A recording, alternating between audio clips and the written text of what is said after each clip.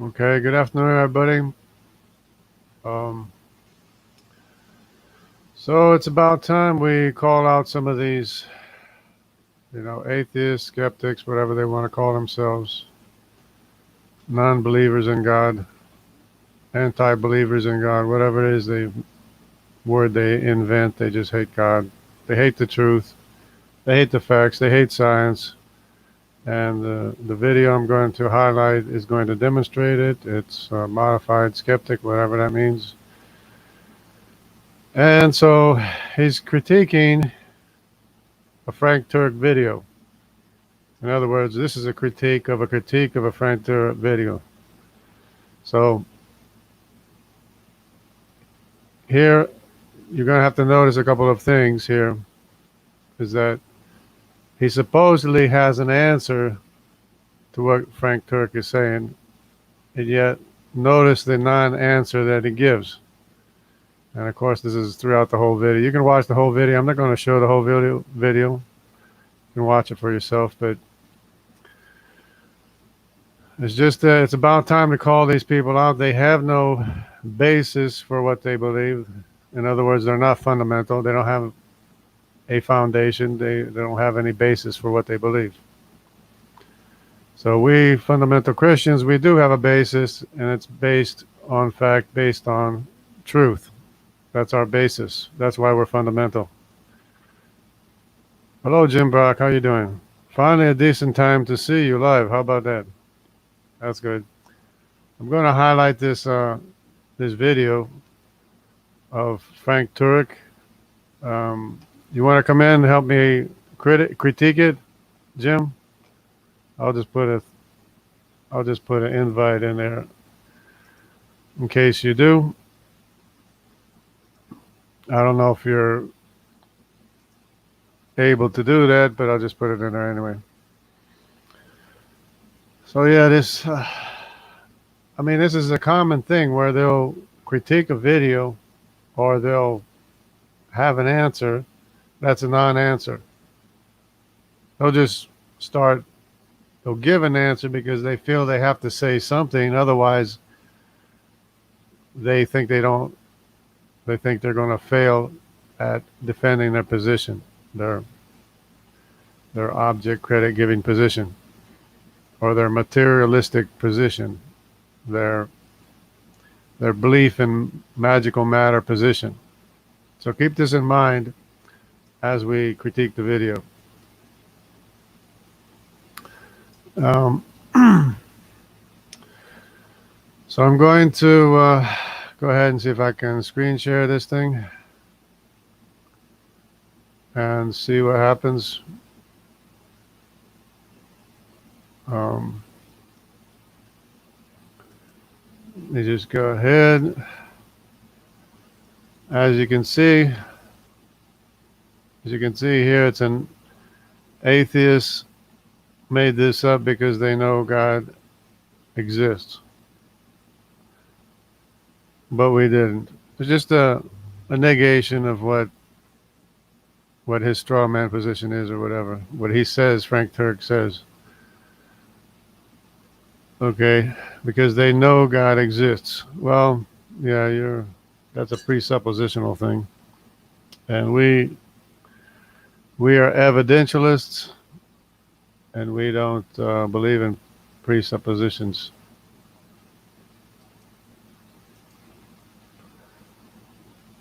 So let me just go ahead and play this video, a part of it, and see what he says. I'm going to have to go to the beginning. Video on Twitter the other day, which was produced by Christian apologist Frank Turek's ministry. In it, Turek briefly addressed the idea of So I came across a video on Twitter the other day, which was produced by Christian apologist Frank Turek's ministry. In it, Turek briefly addressed the idea of the multiverse, and I thought it really missed the mark. Yeah, really missed the mark. Now watch his critique. His critique isn't anything. It just mouths some words, just says some words, and thinks it's a critique. Some scientists have suggested in recent years is there are multiple universes out there. In order to avoid the implication of design, they're going to say if there's a number of universes out there, billions of them, then maybe one of them is going to have these conditions by chance. There's a number of problems with this called the multiverse theory. One of the problems is there's no evidence for it. It's pure speculation. We can't observe these other universes. Second problem with it is that it would seem that if these other universes are out there, they would need to be created too. So you don't seem to get rid of the need for a creator. You multiply the need for a creator, right? So, and there's many other problems as well with the theory. So that's what they've tried to do to avoid the implications of design. But no, this one universe is so precisely tweaked that secular scientists are going to these extreme measures to avoid the obvious implication that it's designed. Naturally, Okay, so here's the rebuttal. Just see how much he doesn't say. I thought it was absurd to suggest that scientists just make things up to deny God's existence, so I replied with this.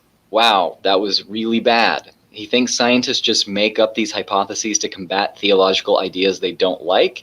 He really doesn't seem to understand that STEM fields don't work like devotional theology. It isn't just a Okay, well, what's that supposed to mean? And he does make things up because he hates the idea of having a maker, a creator that he has to answer to. I mean, he's not getting out of it. He's not getting out of it. He's not getting around the elephant in the room. polemical game. I was curious to see if there was more to the video, so I found it on YouTube. There wasn't any more to it, but I checked out the comments and found that almost all the top comments had a similar theme. Multiverse hypothesis is a desperate attempt by atheists to avoid the fine-tuning argument. Multiverse universe, atheist fairy tale, fantasy that atheists cling to out of desperation in order to run away from the truth. Scientists are going to extreme measures to avoid the evidence that the universe is designed. Multiverse is atheists' attempt at theologicalizing their religion of atheism. Unfortunately, they create an even larger burden of proof through this sorry belief. Yeah, I mean, I don't know why, but Okay, where's your answer? You're not answering anything. Your whole video is a video of nothing. It's a nothing burger. I was actually pretty astounded that this many people legitimately entertain the narrative that scientists just make things up and Yeah, mock people, laugh at people. That's all you got is ridicule. You don't have an actual substantive basis for your magical belief in magical matter. in order to deny God. At least back when I was a creationist, I thought evolutionists were sincere about their ideas. But anyway, Of course they're not sincere. That was your problem. That's why you believed in what they say. my curiosity about this idea of Turks didn't stop there, so I looked around to see if he had released any other videos about the subject. I quickly found out that he had, and that it just gets worse from here. Now, before I continue, I want Yeah, more nothing burgers. Okay, let me just go ahead and read here my comment. Maybe I wrote a comment here. Okay. So, the elephant in the room much. Nothing can make itself. Nothing can order itself. Matter can't make itself. Matter can't order itself. 21 elements or atoms are essential working parts inside of living organisms, without which nothing would be living.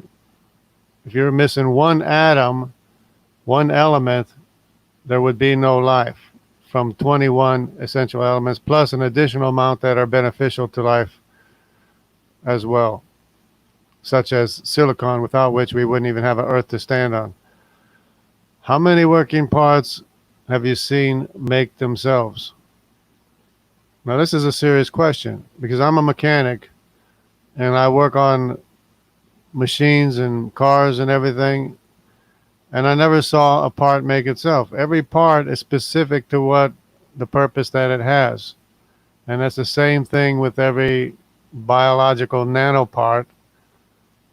You have to have the basic building blocks, which is the elements, and you have to have the amino acids, 20 left-handed amino acids, in a sequence, which is then folded to make a specific working part that is needed in the biological life form.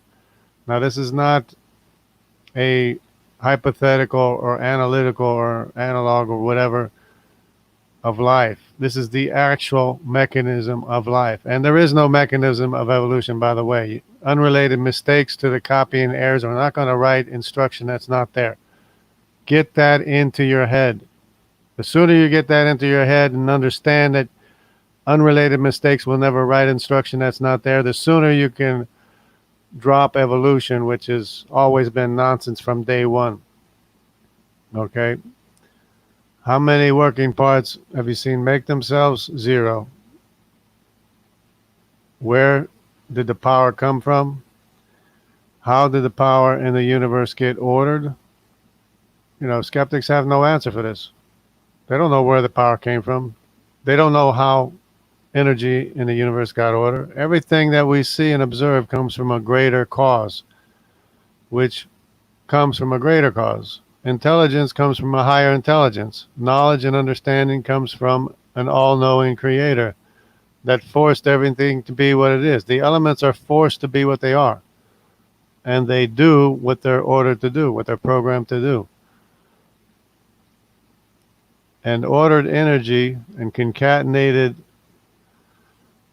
all written programming found in every living organism. Okay, that's what the creator did. He ordered energy. He forced the elements to be what they are. He ordered energy. He concatenated all written programming found in every living organisms. Skeptics have no answer for anything. Now you can watch this whole video, which I'm not going to play, and it's all a nothing burger. Appealing to infinite possibilities in limited time and space is the same thing as appealing to God, or the flying spaghetti monster, which isn't even comparable to God and isn't science. It's an appeal to magical matter making and directing itself. Just snap out of your object credit giving trance and wake up and smell the roses. Okay. They have absolutely nothing. So he goes on, he talks about this guy here, what's his name?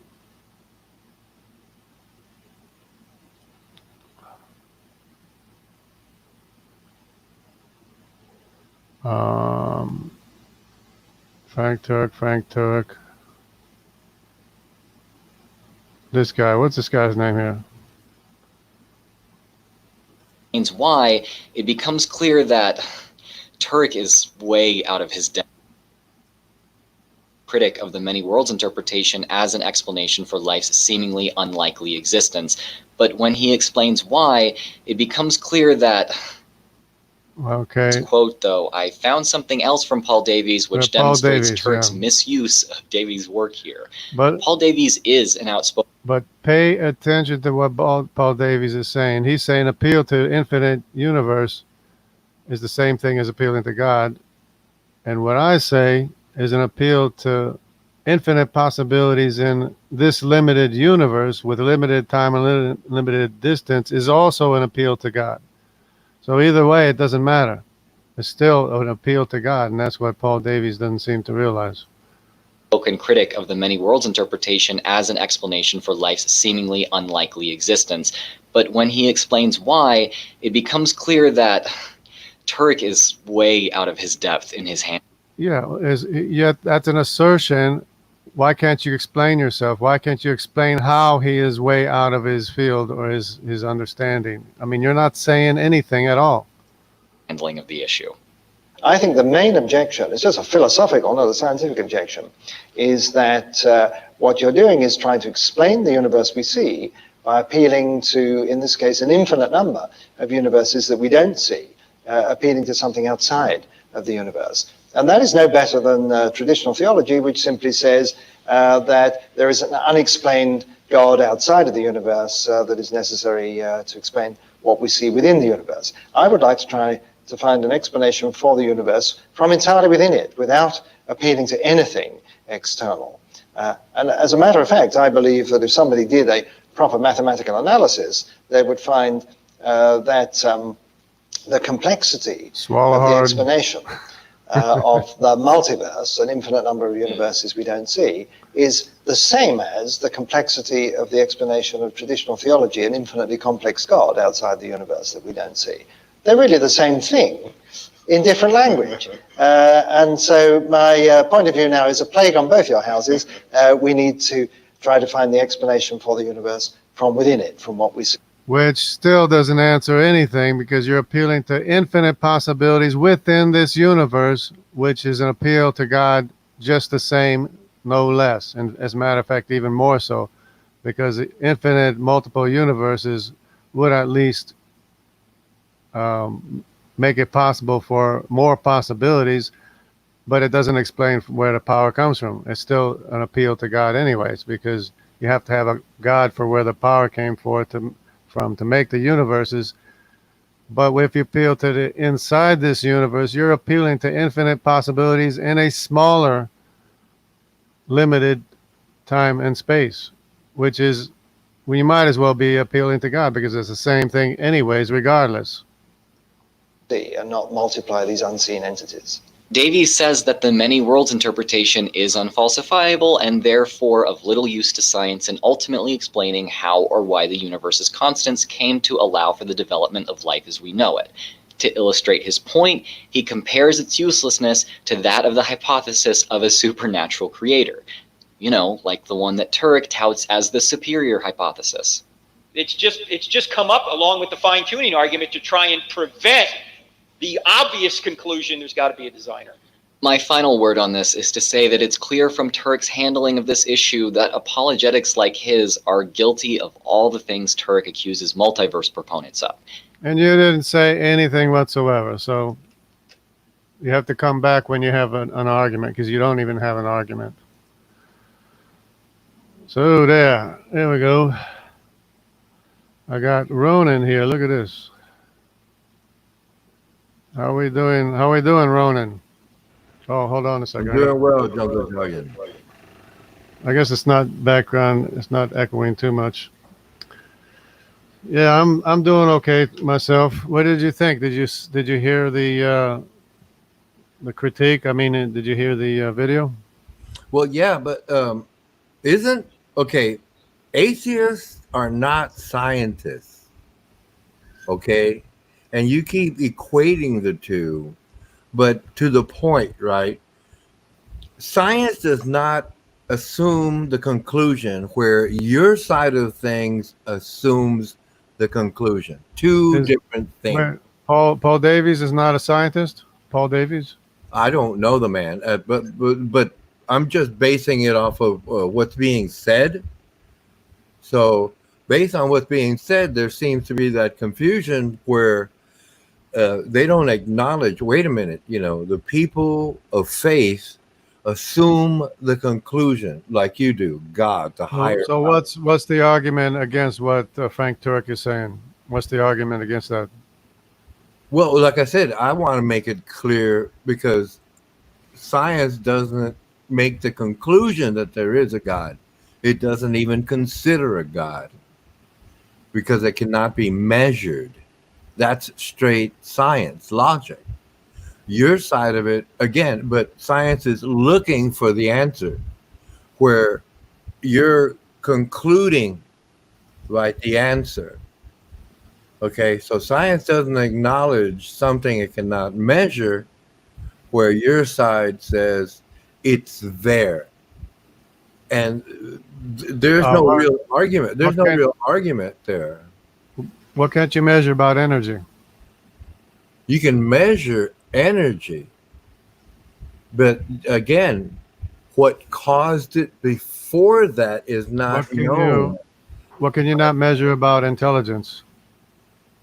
What are you talking about? We can measure someone's intelligence in a given field by direct testing.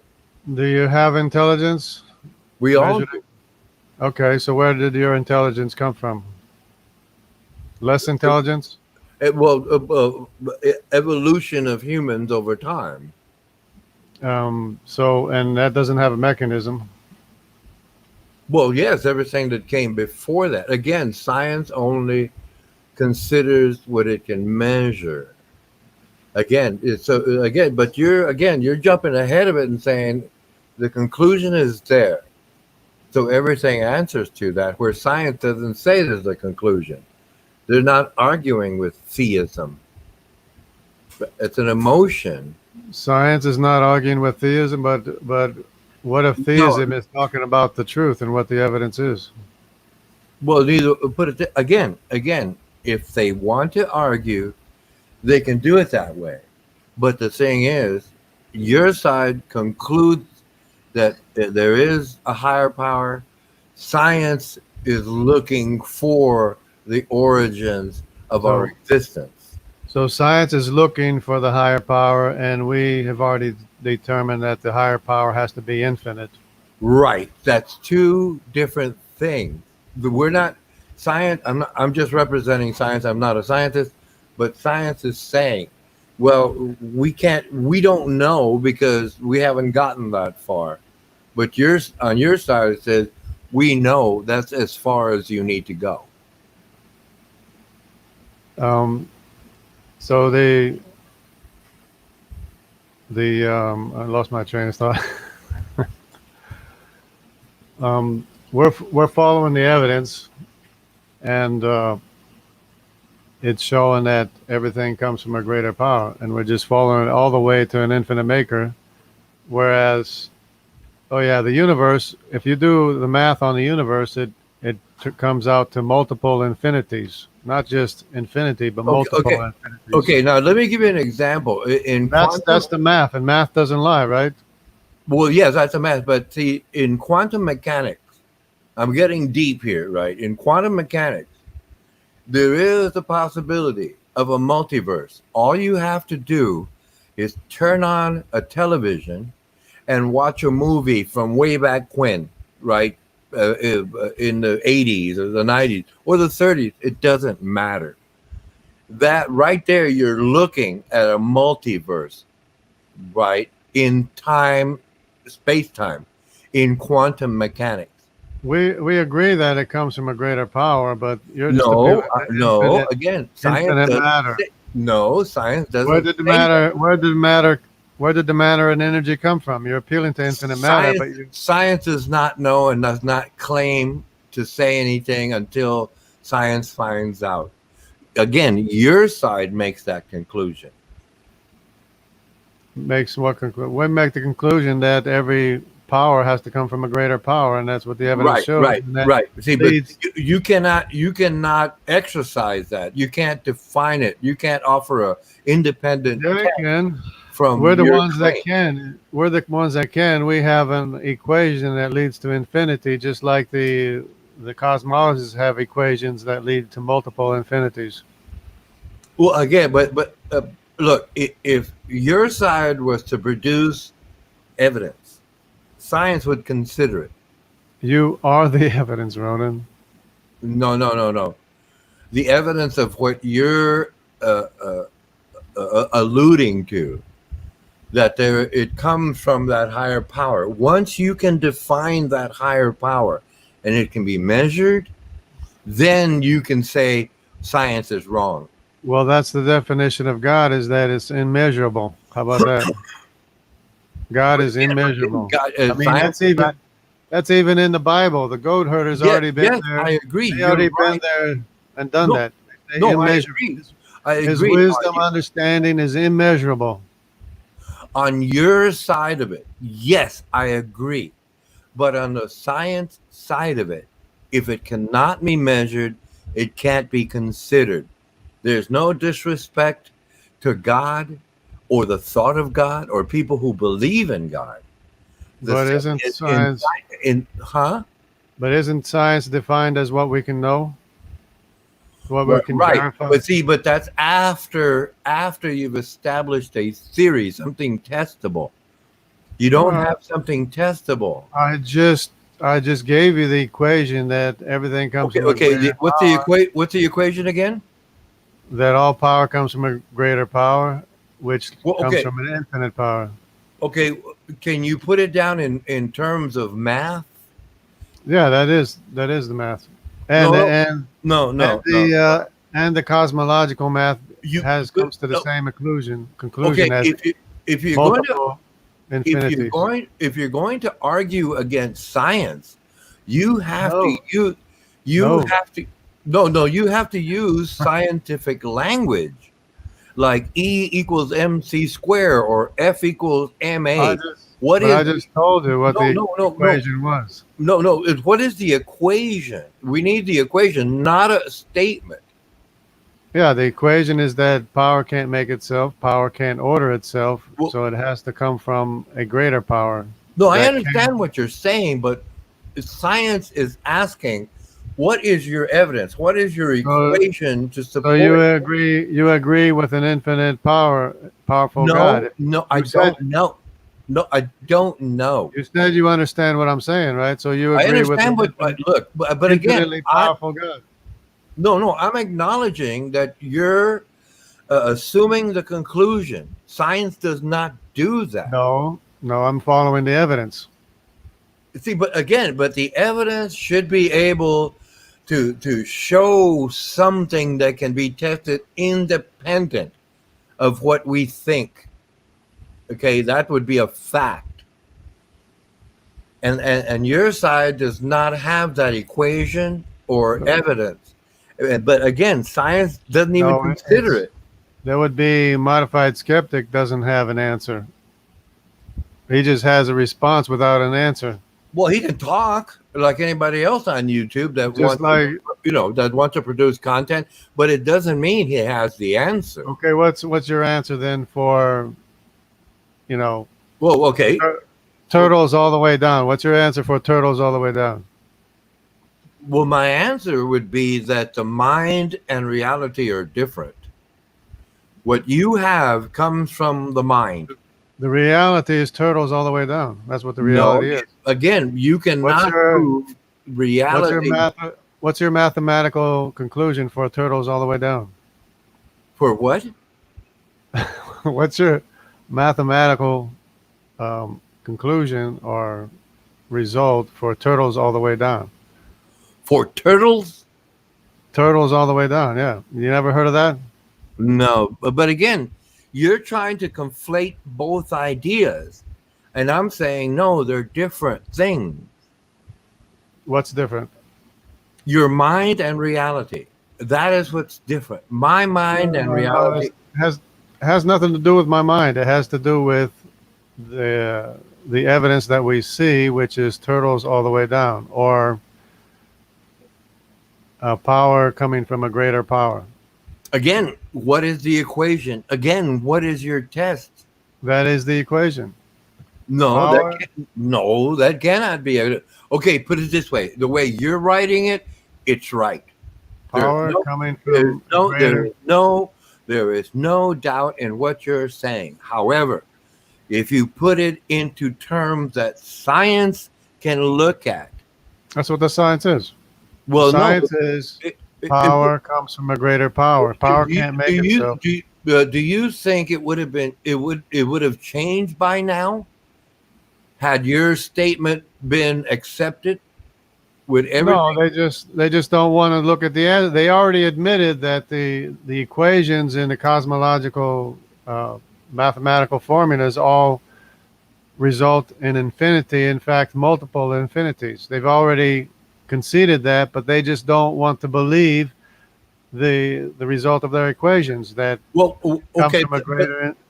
well, okay. To your point, then what is What is the origin of it? That infinity. The origin of the. That's what you have to explain.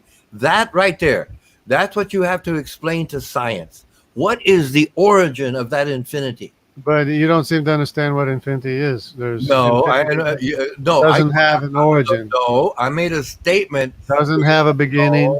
No, Doesn't no. have an I end. know. I know what you're doing. I know what you're doing. I know what you're doing.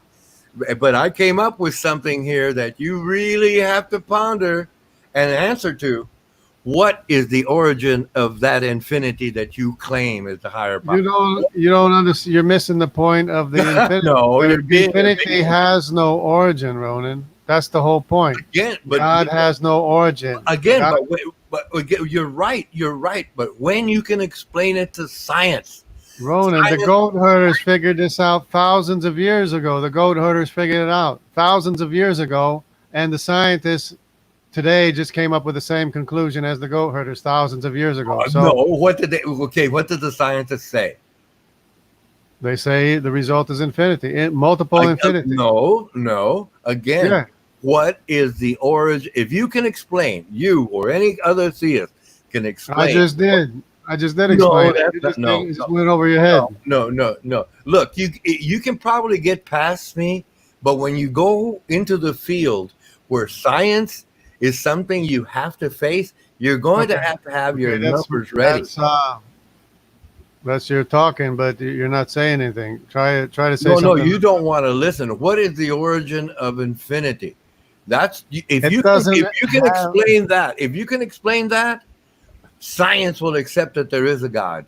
By definition, infinity doesn't have a beginning. By definition, Ronan. But it doesn't have an end either. Yeah, exactly. It doesn't have an end either. Again, right. Okay. So it's a continuum. What established that continuum?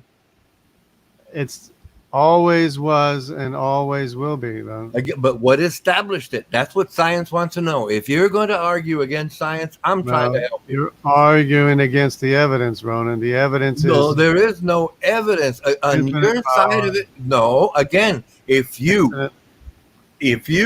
can explain the continuum of infinity, science will accept a God.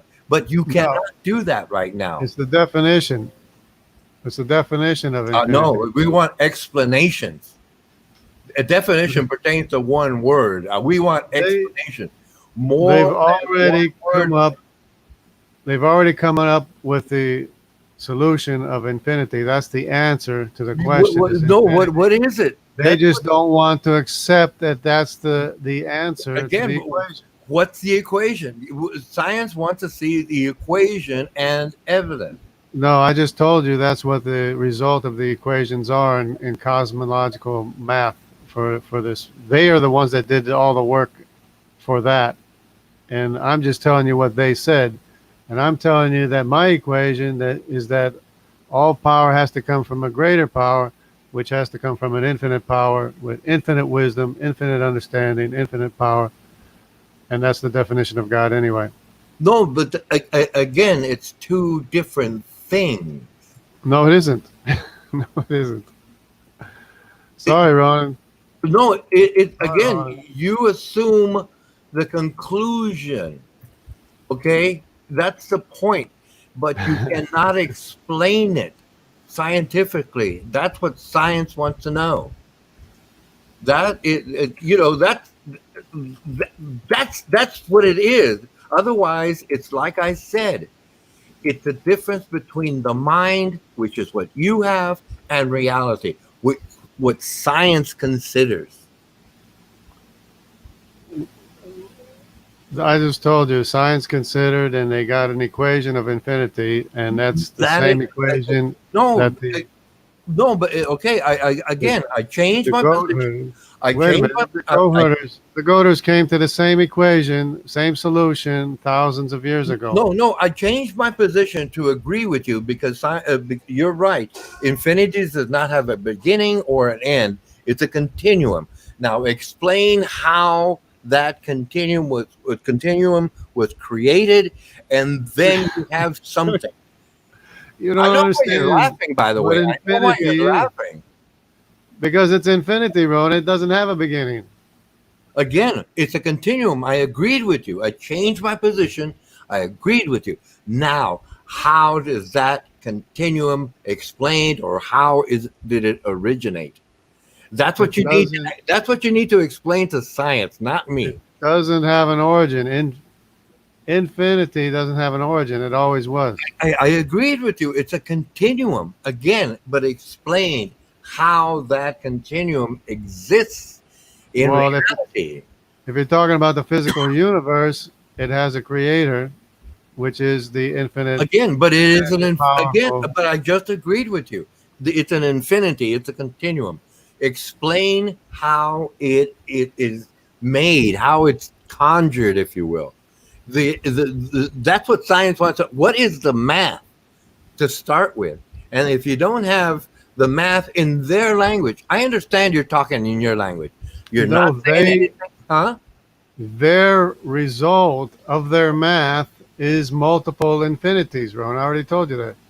Yes, They just yes, and I they just don't want to accept the result of the equation, which is infinity, an infinitely all-powerful God. again, but I agreed with you. But you have to explain how that continuum was established.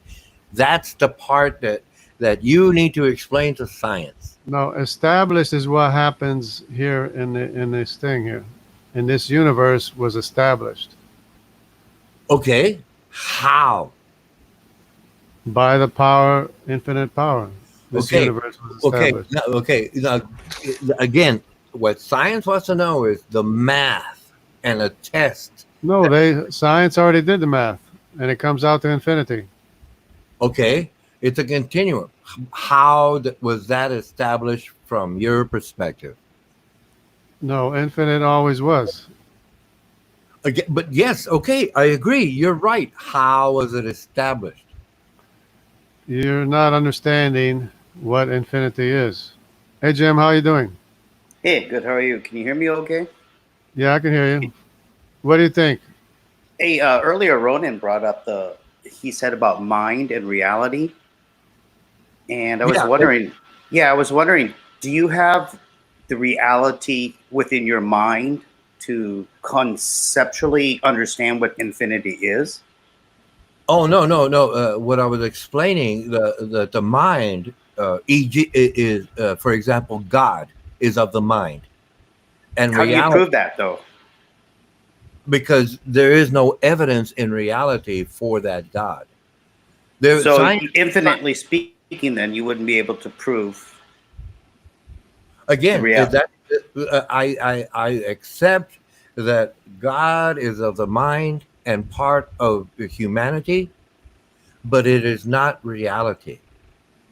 Okay, and science looks at the reality. Science never says religion is wrong or God is not, does not. It never says that. But theists seem to want to argue against science where it's two different things, the mind and reality. Science will accept whatever you can prove in reality. That is reality, right? The mind, logic, the logical side of the mind, the emotional side of the mind stays an emotion. It is not real. That's Oh, so you don't believe in emotional thoughts can have energy? no. The brain So you is don't like, believe in like prayer? Do you believe in prayer? okay. So, myself, I don't pray, but prayer is synonymous to meditation, for example, or psyching up for a football game, or focus on anything. The chi, if you will, the Right. So Hindu. you would define them as energies, correct? No, it's a focus of What? the mind. Your Mind mind. doesn't run off of energy like electrical currents or anything? I don't understand your logic. Well, yeah, the mind run. Well, that would be the brain. That's two different things. But The you're saying the brain- emotions come from where though? Then you gotta state where the emotions come from. No. A simple example would be a motor. The Right. motor is the brain. When the brain is running, That's It really is- low. that- Really low on the totem pole there. That one is really low. Please no, don't it's go there. simple, please. It's very That one's simple. really low. It's very simple. Okay, that's why I'm drawing this parallel between a motor and the mind. And then emotion, but you need to bring in that argument where you say emotion, right? You're saying emotion has some type of chi or prayer or No. meditation. What is it? No. Focusing the mind Is is that like not prayer. okay? It's like But prayer. doesn't the mind have the energy to create the focus? No. The mind is focused by the individual, and Which prayer is a form of focus. Okay, now you're doing a circular argument. All right, I get where you're saying now, though, but because I think you're trying to conflate the infinity argument with not being able to comprehend reality. Is that what you're saying? No. Well, what are I mean, because you got me confused here about your your mind and reality, and you can't make a definition of infinity because you backstepped it and agreed with what JJ said. So I think you're just like throwing this out there and like whatever sticks type of attitude. And Well, no, you're basically trying to go on tangents. We're talking different things when we're talking infinity, and right now we're talking the difference between the mind and reality. okay, so you said observable earlier, right? And you said observable, and you mean repeatable, right? Simple conversation with you, but I know what you're doing, and if you just accept the fact that God is of the mind and reality is in the now, you're good. Everybody's good that way, Jim. That's the point. That God is of the mind because someone else can have their God and say, in reality, my God is real. The other person says the same thing. They're different gods, but neither one of them can show it in real time. But you have to define God. You have to define your God. Individual. I don't have anything against faith. Nothing. Again, it's an emotion. I accept that. No, but if it's not defined as infinite, it's not. Gets me. It's the emotion thing. Where's this energy coming from? A focused mind, right? You're saying it's coming from a focused mind. Is that what you said? So the person focuses the mind. This is energy. Well, it would have to be focused energy, wouldn't it? Or I mean, what is being focused? The mind. The mind is focused on something. Whatever God you want to call your God, you're focused on that. That's the person choosing to follow an emotion, which is a God. And there's nothing wrong with that. Oh, so you're saying so even following a God is an emotion. Is that what you're saying? Yes. How does the person of faith that's his assertion. Feel how does the person of faith feel when they're in fellowship with fellow theists talking about their God? They feel good. It's an emotion. We feel good because we know the truth, Roland. No, okay, that's different. Now you're not. No. We're talking just about emotion. The belief in a God is an emotion. Like your God could be named whatever, their God is named whatever, but they feel good about believing in their God, and there's nothing wrong with that. So it could be somebody who feels good about worshiping Satan, and then it'd be the same thing, correct? Whatever they want to call their God. Whatever that is. So basically, that could be infinite amount of gods. Is that my understanding? If a person is a polytheist, that's for them to decide. Okay. Yeah, because they would have a lot of emotions being spread out everywhere, wouldn't they? Well, yes, but the thing that makes the difference is how that person interacts with others based on that belief and or feeling. How does science has this key to figuring that out? Figuring what out, please? This ability to we can all work together mentality, and you're saying that if emotions are leading somebody to God and they believe in a God of any format, you're saying they're emotionally driven and focused on that energy, and that they're somehow placing all that energy. Now, when they go to public and they interact with them, now there's another step into like getting along with somebody, or is that what you're saying? I'm confused. Well, yeah, okay. I don't know what you look like. You don't know what I look like. Simple example, I meet you somewhere in public. Yeah. Okay. And we're dressed basically the same, just to keep it simple. Right? We're both businessmen, right? We have the same suits, business, so on. You don't know what God I believe in. I don't know what God you believe in. But what I'm going to do, like you're going to do to me, is perceive how we interact and how that person behaves. And if I sense, because that person is like, hey, he's a good person. Oh, okay, we're cool. I'm okay with that. But if a person comes up to me and says, do you believe in God? And I'm honest. I say, well, no. Well, you're damned to hell. He just met, or you just met me. Why am I already so-called damned if I'm happy in the first place, and I mean you no harm and all for no reason? How is that possible, Jim? Again, that's the mind. Reality is how we interact. The reality is we're dying, Ronan. We're all dying.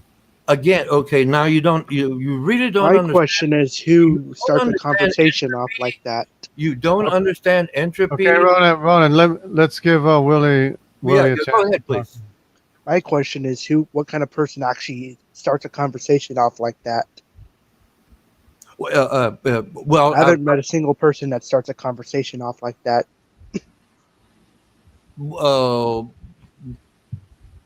I was just using that as an example because you made it up. In real life, we don't go around unless you're wearing a crucifix or some kind of religious clothing. I wouldn't know. Again, I just don't know. I'm going to interact with this person, and I'm going to decide if this person is like okay or not okay, and go from there. Okay, but again, I was using this as an example. I don't know what the person believes when I meet them, and we get to talking, and we have to wait in line for a while. We might talk about whatever, sport. But you would agree that either they believe the truth or believe a lie, right? Okay, it's their truth, please. Again, that person could be a different religion, but it's their truth. Excuse me, but it's their truth. It's in real life. There's only one truth, Ronan. Okay, no, Ronan does have somewhat of a point, but whether or not your truth is true, it is true to you. But there's reality, and then there's imagination and assumption and assertion. I know, but what I'm saying is that Ronan does have somewhat of a point with what he's saying. It may not be truly true in reality, but it is their truth. And that's why if somebody's telling a lie, reading their body language, you can tell if it's their truth or not, if they're lying on purpose or they truly believe what they say. Yeah. A lie, reading their body language, you can tell if it's their truth or not. Your volume is low. No, that was an echo. No, Smokey Saints right there, and he just said, "Hello, Smokey." Hey, how's it going? Good. We got a nice conversation going here a little bit. Yeah, no, I didn't want to interrupt. I was just I found some of the things that were being spouted just interesting and some ways just nonsensical. But please proceed. Don't let me interrupt. Okay. Don't be shy, Ronan. Well, again, because we're a young species, we're rather ignorant, and traditions of the past are held because we're finally trying to figure things out. We got something established. Now we're at this point in our history, and we are realizing, well, I realize that God is just a conjured idea to explain the unknown. We did not know at the time. Can you be a little more specific, Ronan? Well, yes. Before man established religion or the concept of a God, the word is animism. It's an anthropology where people believe the tree with a spirit, the water with a spirit. The American Indian, for example, thought that, and people in Thailand thought the same thing. Right after that, they established something, a religion, to explain the unknown. And that's what man is looking for, that explanation, that curiosity. Over time. I'm not entirely sure if you're historically literate enough to be saying all that so encompassingly, Ronan, that you know where everyone's God claims and stuff came from and their origin was such an incredibly kind of shallow perspective of all the complex sociology and history and culture and some of these things that are not so simply explained with something like that. That just shows you kind of don't know your history at all if you're thinking that that's basically a solution to all of the existence of all God claims. That's just nonsensical.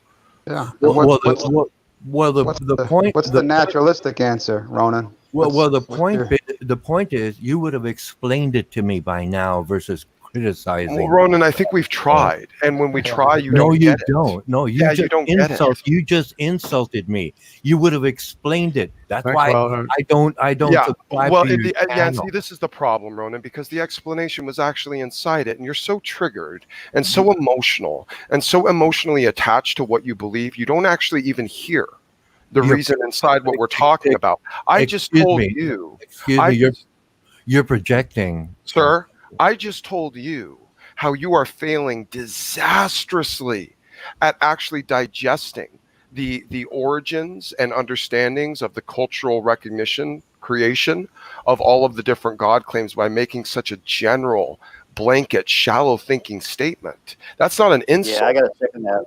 It's a statement of you being culturally ignorant. And you not actually knowing anything No, it's to just even be making it actually the statement just you're the making. claims that they claim about history. All historians claim about history based on their timeline. Well, put it this way: even if it's general, it's accurate. Overall, it's quite accurate. No, it isn't. And that's that. See, you're saying that is backing up. Now you're doubling down on you being ignorant, and that's even worse. Well, that's why I ask questions and I look things up. Well, then you shouldn't double down on being ignorant. You should say, okay, yeah, you're right. I might be wrong. Could you educate me? Because now I've made a general, all-encompassing statement from a stance of ignorance. You're claiming me ignorant. Could you correct me on that? Well, and then we can have a conversation. Well, yes, because my explanation makes sense. Okay, what's your best, Ronan? What's your best explanation for the origin of the universe and the origin of life? But you don't know, and I don't know. How is that? That's not what I asked you. Yeah, that's not helping.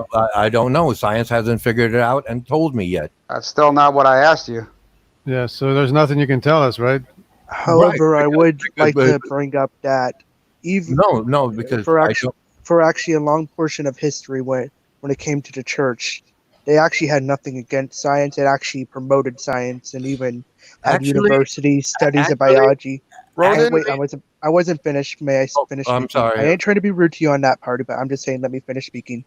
And even when it came to Galileo and Copernicus, the Pope even liked Galileo, and due to his theory on the heliocentric model, it eventually resulted in all the cathedrals and all that being redesigned with a sun at the center. Well, what I found was that the church sent out scientists, a lot of them, and tried to prove God, and they couldn't do it. They couldn't do it. Yeah, but God isn't the type of thing to be proved by science. There's scientists out there. Yeah, well, God isn't the type of thing to be proved by science. And if you have reference, sir, well, that's why I said God is of the mind. That's that's incoherent as well. It's just something you like to say that you think makes you clever. Yeah, No. Right. That's nonsensical. Okay, so let me try to backtrack this a little bit for you, because all you're doing is you're just stumbling around nonsense, because you said something really disturbing, and I mean psychologically disturbing. Like, you've said some dumb things, but you just said something really disturbing. You said you don't believe anything until science tells you to believe it. No, until science explains it to me. Okay, well, you believe a lot of things that science has clearly not explained to you well at all, including abiogenesis and evolution, because you struggle on those topics and explaining how you accept your naturalistic claims to those theories. So you don't explain it well to us. So it hasn't been explained well to you, yet you believe it. Now, what you're trying to do is pedal back on your previous statement, which was disturbing and gross and stupid. And you said that you wait until science tells you what to believe. So the scientists need to come to a consensus, and then Ronan will believe it. So Ronan is of the church of scientism. Ronan is of the church. Explain it to me. Okay, explain abiogenesis since you believe in it. Explain it. Okay, if I'm going to use the Bible, God. No. This is your world. You didn't say how. You didn't say explain what you believe. You didn't say scientifically. I'm saying it in your own words. Explain it. Again, you didn't say scientifically. Okay, go ahead, Ronan. Go ahead. You didn't say scientifically. Explain it to us. Explain it to us. You didn't say scientifically. Explain it to us then. God, okay, if I'm using the Bible, God proves it. If I'm using science, No. you got the primordial soup, a little bit of electricity, right chemical combination, Nope. and boom. Nope. None of that is You science. get None of that is science. simple That you life just said. forms. None of that is science. None of it is science. What you just said. None of That's it. parrot talk. No, Yep. The claim none of of it. abiogenesis Explain cannot be it proven to on me. either side of the conversation. Yeah. No, I Ronan would agree with just that, yeah. You displayed. cannot Ronan scientifically just explain it displayed on he is a either side of the. religious scientism cultist. So thank you for that, Ronan. I just You're wanted to come and welcome. display that you are just so grotesquely religious in your naturalistic views that talking reason to you is probably a waste of time. I appreciate that. I have to go do some debate prep. Thank you, ladies and gentlemen. I appreciate it. Have a good Take day. care, Petty Great boy. having you, smoking. Take care. However, Yeah. I would like to ask on where Go does ahead. your claim on the whole church thing come from? Where's the claim of what, please? On whatever how you said it, the church sending out people to do research on whatever, and they are saying that God isn't real. No, the church. I saw it in a video. The church was sending people out, the geologists and stuff like that, to prove that God was real, and they couldn't find no evidence thereof.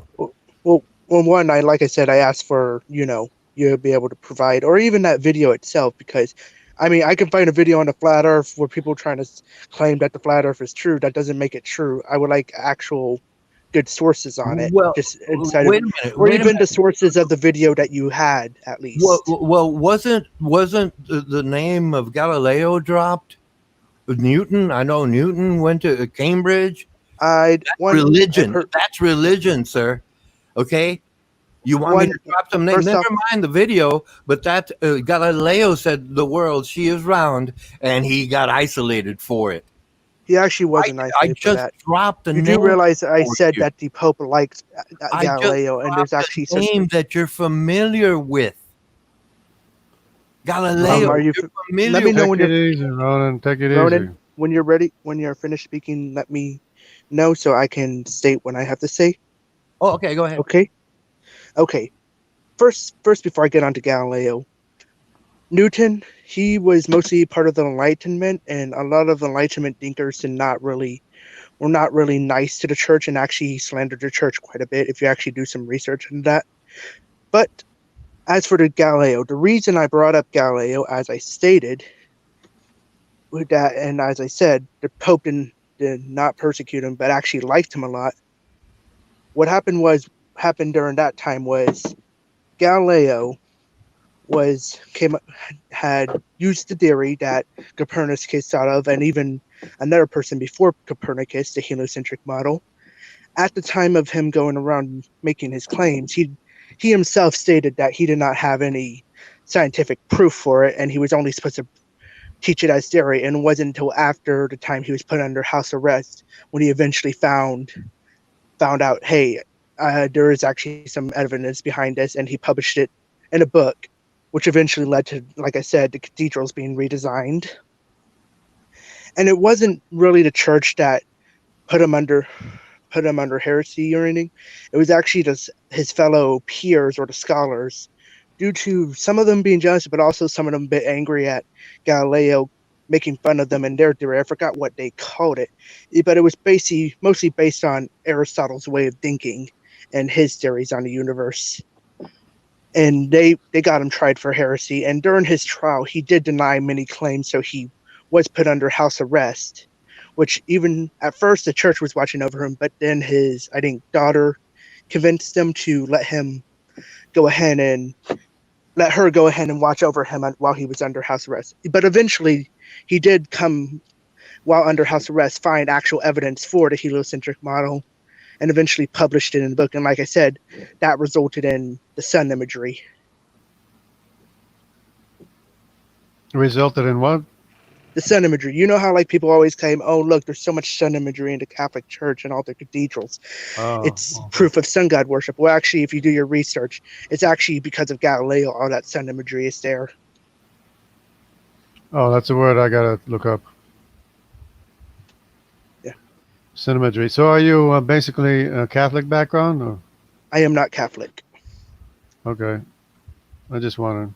I personally just don't care for people making things up and blindly believing in random facts whenever these facts are not truthful. A good example would be the idea that Columbus proved the Earth was round to people who thought it was flat.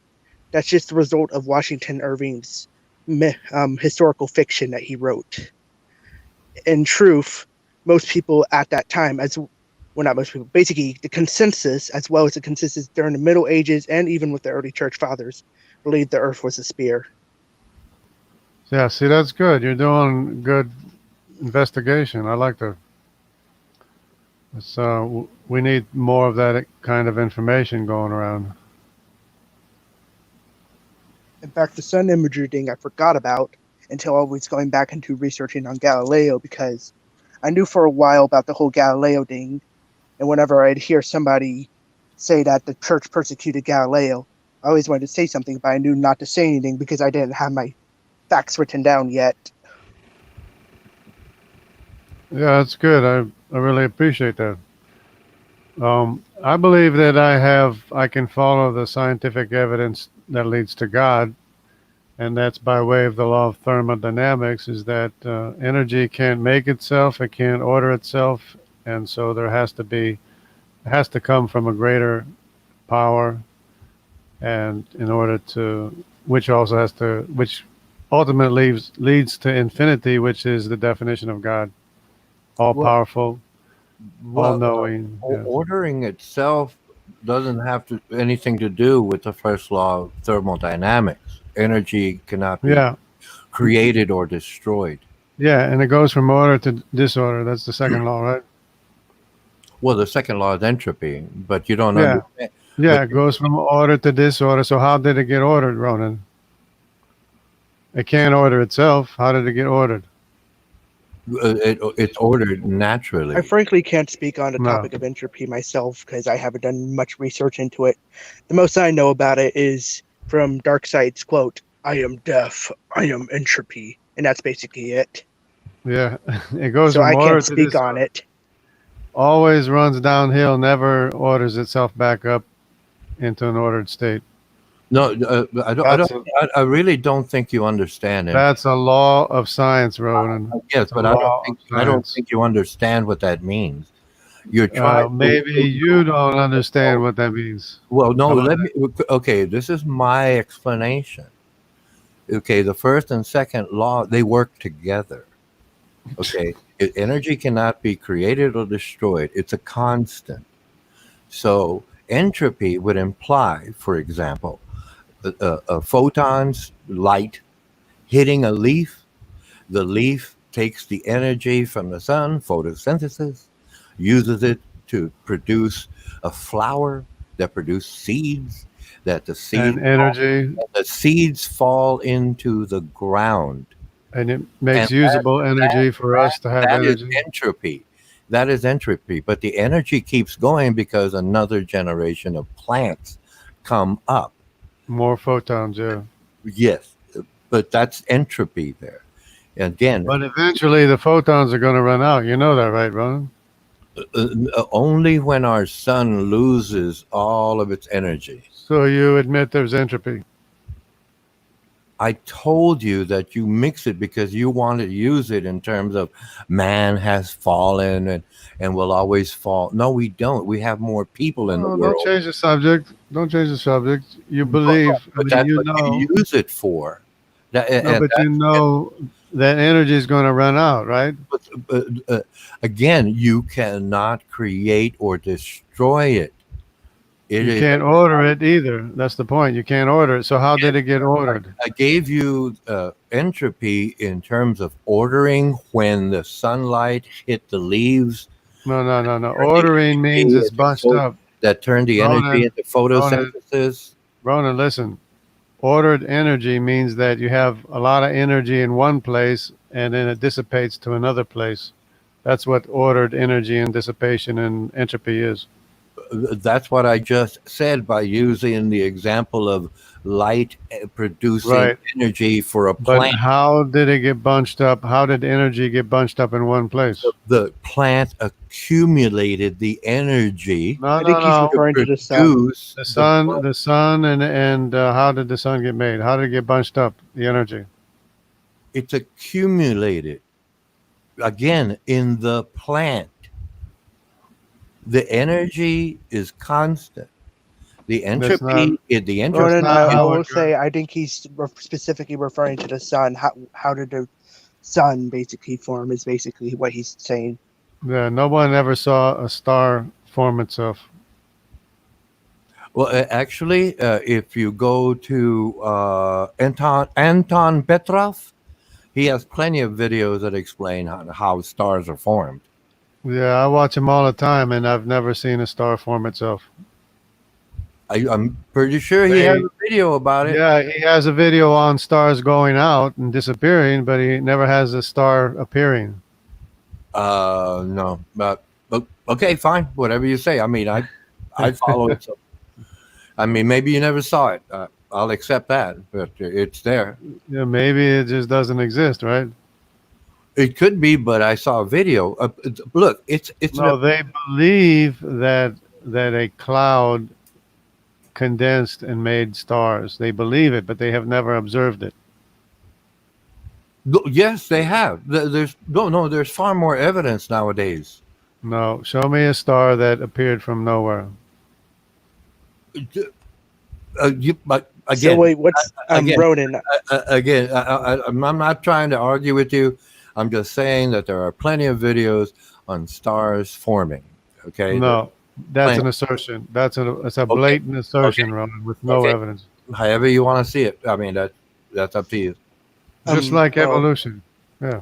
Go ahead. Well, I Sorry, was Will. going to ask Ronan is basically, I would like maybe a link to one of these videos so I can check it out myself.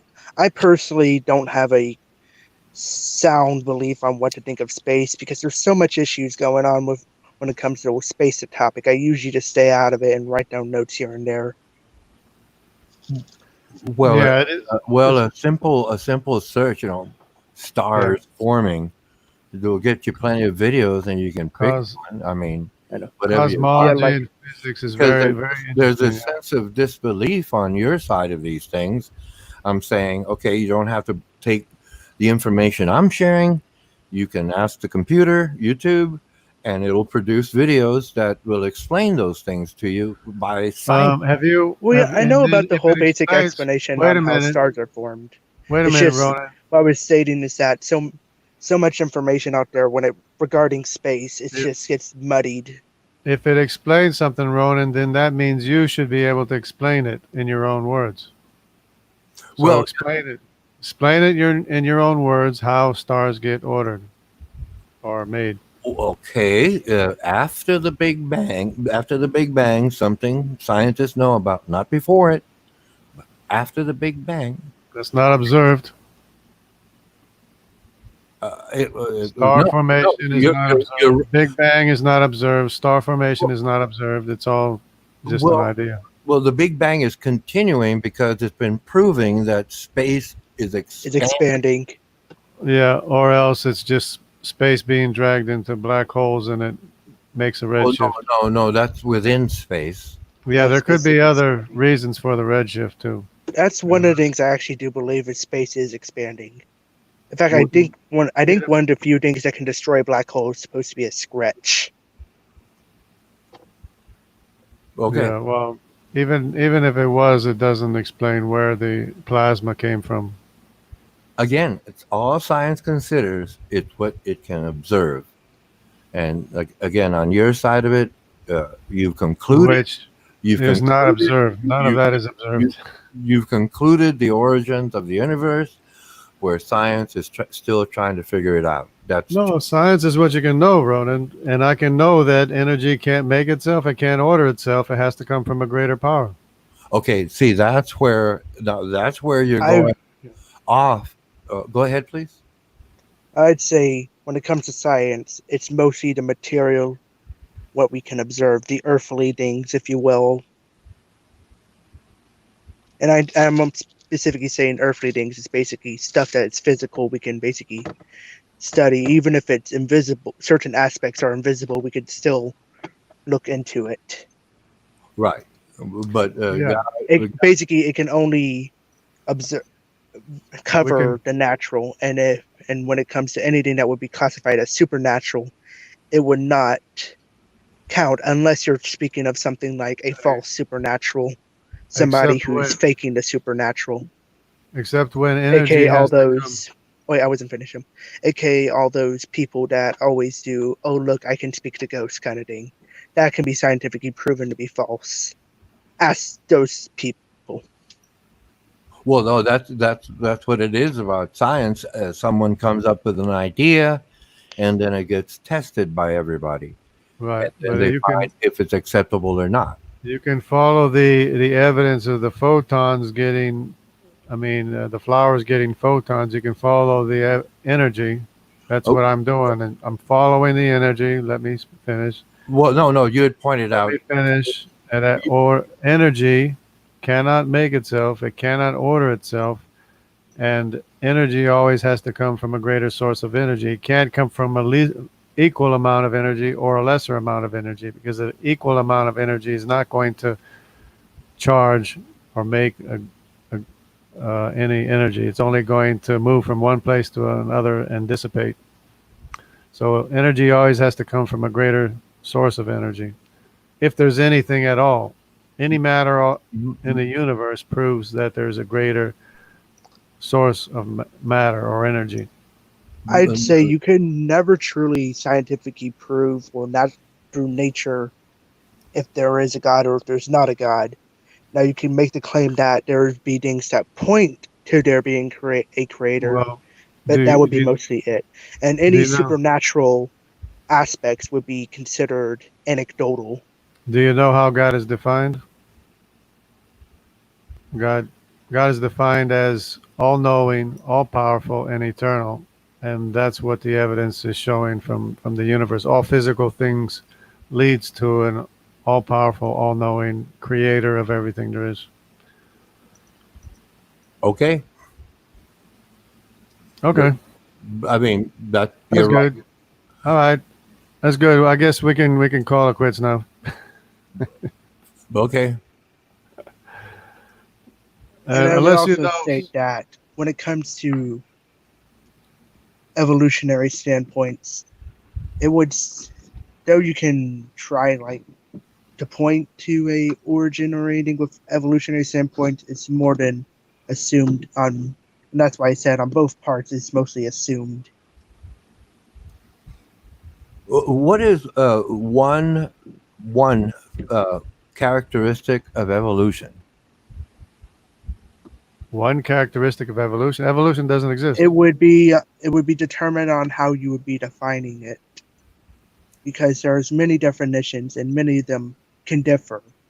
Some just say change, some say change over time, some say basically macro evolution in theory, micro evolution in theory, or both at the same time, or all of those at once. Okay. And what drives it? What drives evolution? Imagination. What is the fundamental driver of evolution in existence? I'm Imagination. Now, there's two ways some people would say it. They would either say by random cause, but then you also have to say that it's caused by pressures in the natural environment, and that would eventually result in it happening. However, you would have the issue that these exact pressures should repeat them. If they are to be repeated, then evolution should be repeated. And pressure can't write instruction that's not there, so evolution doesn't exist. Okay, so it's basically adaptation, right? By the extent being or thing, right? Adaptation to the environment. Okay, that's an existing. What is another fundamental driver of existence of evolution? Do you know another one? Of course, people would say genetics, but there's a lot of issues surrounding that. Copying mistakes. No. Okay, what That's the only thing. That's the only thing you have, Ronan, is copy and mistake. no. In the naturalistic world, it would be sex, procreation. Yeah, and copy and If mistakes. there is no procreation, there would be extinction. And copy and mistakes. For whatever living entity. If you don't have copy and mistakes, you don't have evolution, and you still don't have. But you still don't have evolution because copy and mistakes can't write instruction that's not there. Again, but I wasn't talking about the supernatural. I was talking about in the natural Who's world. talking supernatural? Nobody's talking supernatural. I'm talking about copy and mistakes is the only mechanism for evolution that there is. Okay, mutations are not necessarily mistakes. Well, variation doesn't have anything to do with mistakes, and it doesn't write instruction that's not there either. There's two ways to view mutation. You have the mutation that usually people talk about. They think of X-Men or something like that, a beneficial mutation, if you will. However, when it comes to science, for the most part, we do usually see a loss or a distortion in information that results in what we call mutations, or in other words, genetic defects. Sometimes these genetic defects can be beneficial, but usually are mostly harmful. Yeah. And the so-called quote-unquote beneficial mutations are deletions of information anyway to begin with. Okay. I don't think you understand mutation. Let me give you an example. Okay. There's 3 types of mutation: positive, negative, and neutral. We know that. Let's just say, I'm just going to use this as an example. You have butterflies, simple butterflies. Okay. From one generation to the next, there's going to be all 3 mutations. Mistakes. No, changes. I would recommend you just let him finish what he's saying before copying errors. Interrupt him. Okay. It's all nonsense. It's all nonsense. Just let him continue to speak so he can get what he has to say out. I've heard it 1,000 times. Okay. It procreates one generation. The following generation, there's going to be variances. So some of these butterflies have, I'm just going to use pink wings, and the other ones have blue wings. And then the original has red wings. Simple, right? So in the following generation, based on predation, you can determine if that mutation was positive, negative, or neutral. If all the pink butterflies die off because of predation, that was a negative mutation. If the red ones, the originals, stay alive, it's neutral mutation, okay, it keeps going. But if there's another mutation, a positive mutation, where there is no predation of the following generation, that's positive mutation. Okay, that's the point of mutations. They're not all negative. Like Jungle Jargon had just pointed out. Well, are you saying there's a flaw or a mistake in the reading? No, that's just how it combined in the gene pool. And each one of those living entities are going to be slightly different. And again, some of them will have negative mutations and be predated upon. Some of them won't. That's what mutations are about. It doesn't mean. How does that prove evolution? Because there's mutations. Variations to adapt to the environment over time. I would also have to state that why would the butterflies have their colors, have different wing colors? Would it be based on the natural environment, or would it be based on a loss of genetic information, or a genetic It could be a distortion in the genetic code. It could be recombination of the genetic information that causes variation. Well, no, it's like the classic pink flamingos. They eat, I forget what it's called that they eat. They eat krill. They eat a form of krill that causes them to turn pink. Gives them same goes for salmon. Yeah, and that gives them their color. Back to the butterflies, there might have been a different or a slight variation in species of flower, right? But it didn't affect the whole gene pool. It's just that flower that mutated right, was used by those butterflies that regenerated into pink butterflies.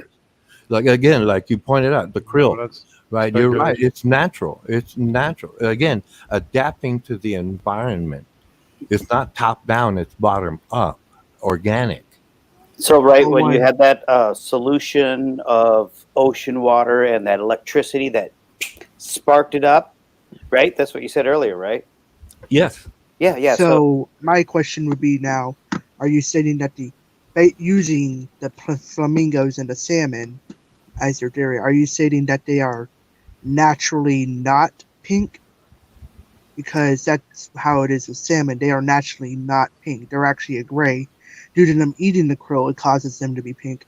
That's why when we have farm salmon, we have to give them specific kinds of dyes so that they can have that pink color. They're mostly actually a gray. Right. Yeah, So that means that they got it in nature if they're wild. but the So But butterflies. well, the issue would be that the salmon don't ever evolve to remain pink in their color. no, that's They just always remain gray. well, no, uh, that's I how got, they evolved. That's how they evolved. you know, I was a waiter for 17 years, and when we get Copper River salmon in, uh, that's a pure strain. It's still there. I mean, so what? It could repopulate other genetics. It could take over as a superior genetic form. You could go back as far as mutations are said, but I still think that the dominant, gene pool is going to come back around. Just because the environment has changed so much doesn't mean that it's mutating forward. It would be more in a sense devolving. Is that not what you're saying? Well, no, because if the environment suddenly changed, very few may be able to adapt. A sudden change of environment, that's a problem. Like a earthquake or a volcanic eruption, right? A volcanic eruption, right? It changes things suddenly, so whatever species cannot adapt to the new environment in the next generation. Okay, so plants have to adapt the same way, correct? Yes, Okay. any living thing has to Okay. adapt to the So and all We're of the getting off bit off topic on the butterfly thing. I still want to talk about the butterfly thing because it actually is a actual good topic to talk about. Yeah, I mean, I've heard JJ go through this argument 100 times before, and he's been very patient about this. So, fine, go ahead. What I was trying to get at is that even though that they are eating, say, a flower with possibly a coloring that would give them the pink colors of their wings, it still does not become part of their genetic code. In fact, I even believe that there's a thing for evolution that actually states that this cannot be proof of evolution or anything. There is what do we call it? I forgot what it's called, but it has to do with things like chopping off arms that will not ever be inherited. In this case, the salmon will never be able to inherit the pink color. They'll only Ronan, be able to eat the food. It's the same with Ronan, poison dart frogs. They will never become poisonous frogs. They only become poisonous because they eat poisonous ants.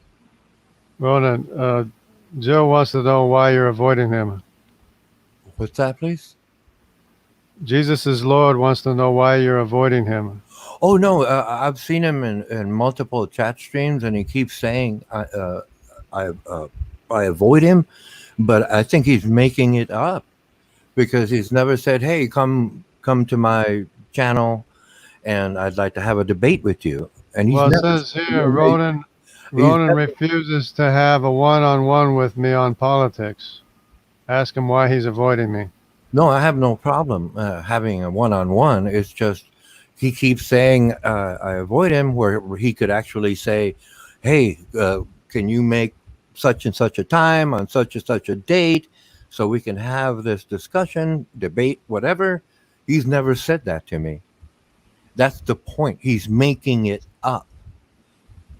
He's been in the room with me, and he was in the chat stream before that, and he was going to come in and call me out and he never did.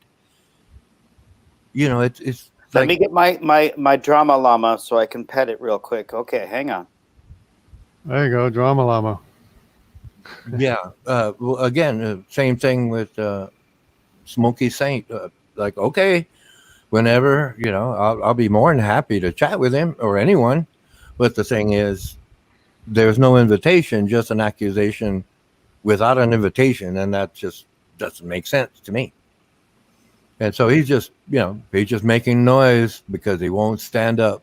Wait, man, Ronan, you're talking about Smokey saying he's not even here. Well, no, I was just using examples of other people that have the same. Yeah, but you wouldn't dare say that in front of him because he would have an answer, right?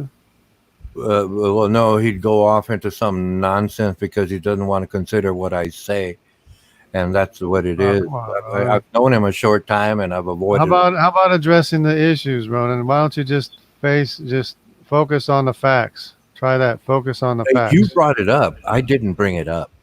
No, Okay, just focus on the facts. Don't focus on people. I did not focus on facts. Or focus on the facts. I did not bring up. Can you focus, Ronan? Can you focus? Yeah, I can focus. That's why I address.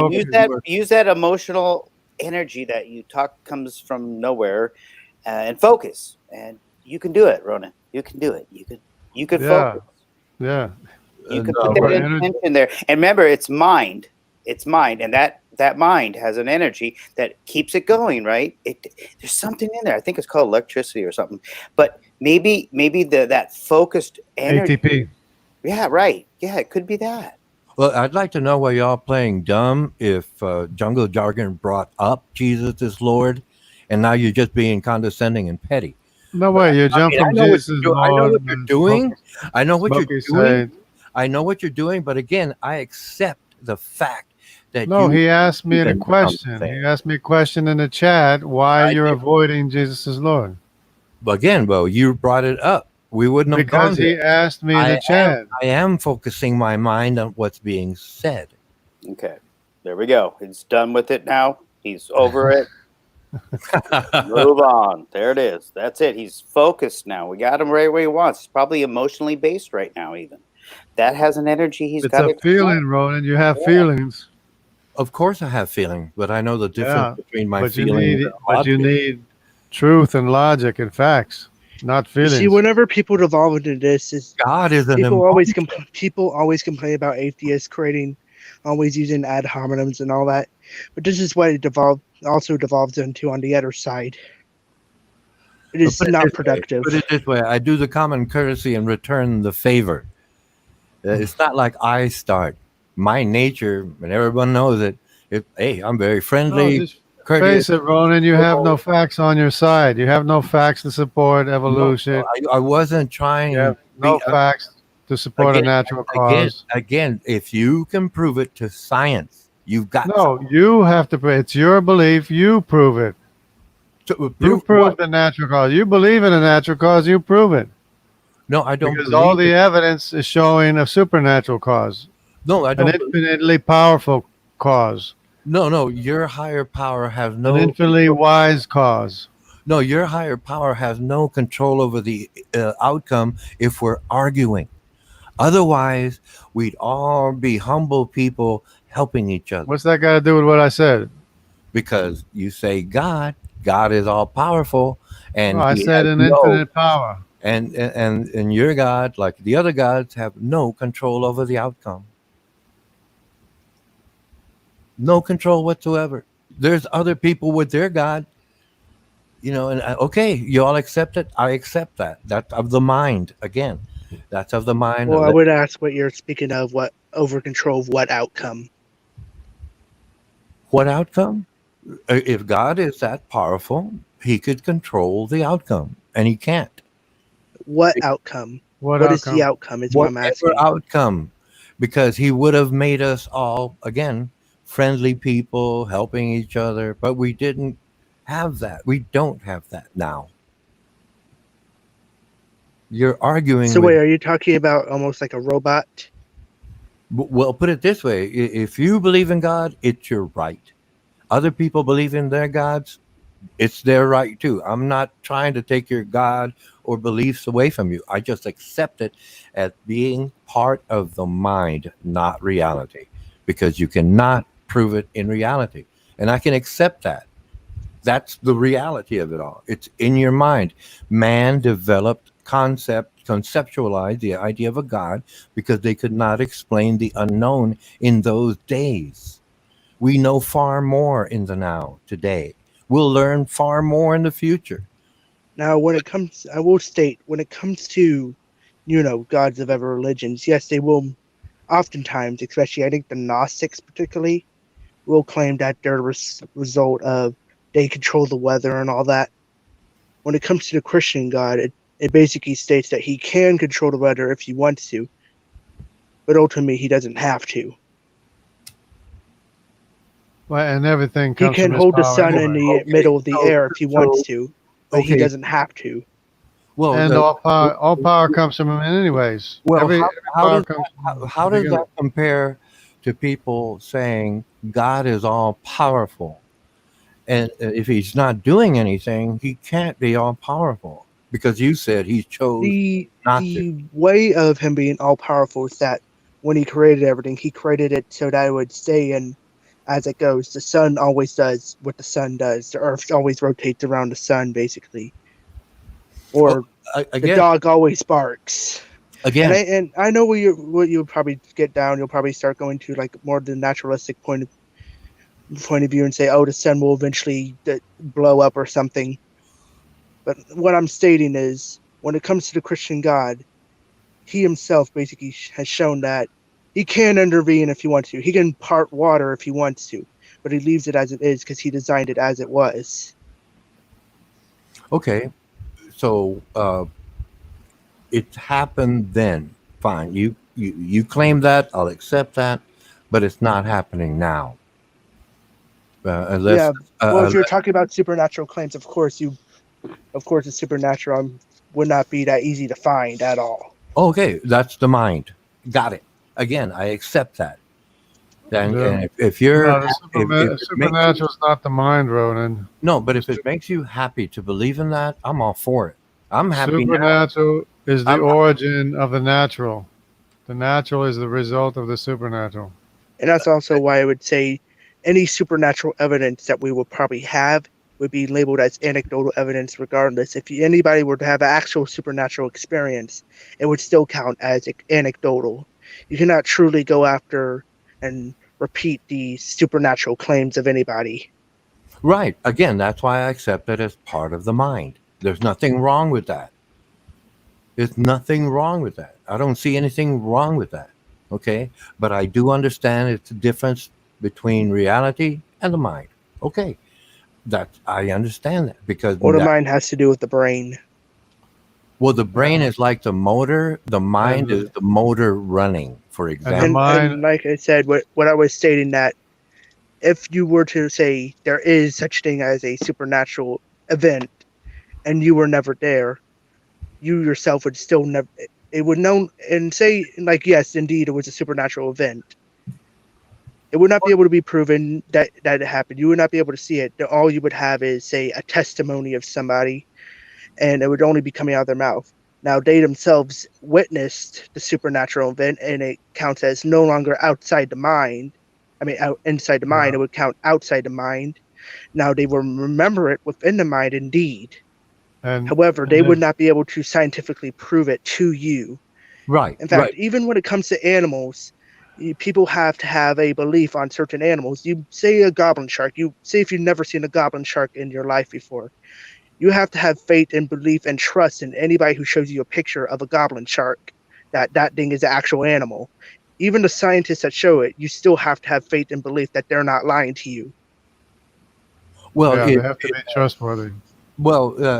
you're right because if a scientist showed me that picture, he would have obviously taken the picture or obtained a picture somewhere because other people have also witnessed that goblin shark. That's in reality. Yeah, but then of You course people pointed- make well, you- claims about many things. I mean, Well- many people can claim that they see, say, a creature that was actually completely made up, and then you have all different pictures of artistic things that look hyper realistic to make you believe that what is in the said picture is an actual animal, even though it actually never existed. Right, like transitional species in evolution. No. I'm not Never talking about that. existed. I'm not talking about artistic interpretation. I mean, like somebody goes out of their way to make a design for an animal, makes it look like it's makes an actual sculpture or something that looks actually real, and they are usually considered credible and even have like thousands of people, and it was mostly based on something that people believed that they saw already. Many people believe that they saw said creature. However, nobody's ever proven the said creature. Right. That's again of the mind. Like you say, somebody conjured some kind of animal. No. What I'm getting at is that when it comes to animals, regardless, even with thousands of other people telling you, hey, this animal's an actual real animal, you still only have faith and belief that what they are telling you is actually true. Like a black swan. Well, I know black swans exist. I've seen one. Yeah, but they never, in Europe, they never saw that's why I one. went for the goblin shark, because the goblin shark is extremely rare and not that easy to track down. Yeah. Right. But not many people would have seen something like that. And when we have most of our evidence coming from pictures and video footage, it still counts as true. The same thing was true for the black swan. Nobody had ever seen one, but then there's reports of a black swan. Okay, so I was going to also get at, especially in this day and age with so much footage and stuff being faked and manipulated, Photoshop videos, and even with deep fakes now, it's even harder to believe what you see. Well, no, but like you said, if so I can't believe what I see when they say that evolution happens. I can't believe it because there's so much fabrication and assumption, assertion, and conjecture going on. I just can't believe it because I can't believe you're getting it off topic when you start going down the whole path of evolution. No, the topic is evolution. That's what this video is about. That's what this video is about. I know what the video evolution. I know the video is about evolution, but I'm talking about the current conversation at hand, having to do with God, the mind, that's off and all topic. that. That's off topic. Then the topic is about evolution, and that I can't believe in evolution because unrelated mistakes is never going to write the instruction required for evolution to exist. But evolution does exist if you have great grandparents, and you may be a great grandparent someday. That's a small window of time. You can call it nano evolution if you like, but there was an origin to our species, and that would be macro if we included the now to today. So that's evolution. That's part of it. It's imagination. The fact that we procreate and people are looking different is part of evolution. Yeah, but the features you admit go back and forth. You have different, fluctuate back and forth between the features. Well, no, that just depends on how the genes are combined. The chromosomes are combined. Right. They're existing genes. Well, yes, but when you combine them, 23 and 23, you get combination of both. You get combinations, exactly, but you get combinations of what was already there, right? That repeated combination is evolution. No, it's a combination of what was already there, Ronan. That's the whole point. You can't get instruction that's not there. You can't get a combination from information that's not there. You can only get a combination from the information that is in the organism already. Right. And you can't write information that's not there. Mistakes, unrelated mistakes will never write instruction that's not there. Again, but if that gets repeated over time, hundreds of thousands of generations, that's evolution. That's what you believe. No, that's science. No, it's not. It's not observed.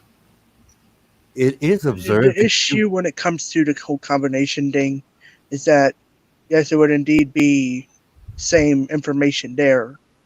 And that actually still, at the same time, contradicts evolutionary theory. Evolutionary theory mostly relies on the environment as well as new genetic information being produced by the said environment, resulting in the complete change in either physical and certain aspects of the animal. Say, Right. the environment resulting in a mud skipper or a African walking fish or a climbing perch becoming more salamander-like. Well, if you're jumping to extremes, yeah, okay, Which is another thing altogether. A salamander is another thing altogether. well, science has proven that the miacus, MIACUS, is Can you type that into private chat? the miacus. Yeah, because you spelled it out, but it's probably going to be hard for me to Yeah, keep up with you just spelling it out. Just put it into private chat so I can screenshot it. yeah, there you go. Well, no, but what the miacus is the pre-dog and cat. Okay, the lineage goes to the miacus. The miacus, it's basically wide in the road, and one group became cats. One group. The Meowcas became cats. The miacus is the what is it? The precursor to the dog and the cat. I'm pretty sure you're speaking of some kind of canid. Which there's no fossil evidence of. Well, it is. Yes, it is. I mean, not canid. I think they label it as carnivora. Yeah, well, yeah. Something. Whatever they label it as. You're right, but see, all of the common ancestors are missing. We were talking evolution, and I'm saying, well, something that's split into something else. Something what? The miacus. Okay. What's something? All the common ancestors are missing, Ronan. They're just made up. They're just imaginary. No, it's a tree. It's like a tree. An imaginary tree. Well, no, it's a tree of life. Yeah, it's imaginary. All the common ancestors are missing. You look at the tree where the branches come together. All those animals are all missing. You know, if anything, instead of saying just the whole missing thing and claiming it over and over again, I would rather ask, maybe you could provide said branches so that I can also look into said branches myself. Well, all you have to do is look at the branches, the tree, the life tree, or the what family tree of living organism is supposedly being. All the common ancestors where the branches come together, they're all missing. They don't even exist.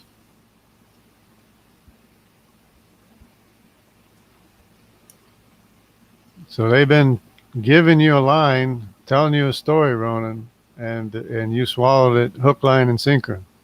Well, no, that's what I accept. Okay. Well, that's why I asked about the branches, because aside from knowing about what they claim is the common ancestor, it'd also be very wise to also look into the claims on what they claim is the branches connecting them. That's why I also look into things like Rhodocetus, Emblo, whatever you call it, all those different transitions for well evolution. Let me give you a simple example.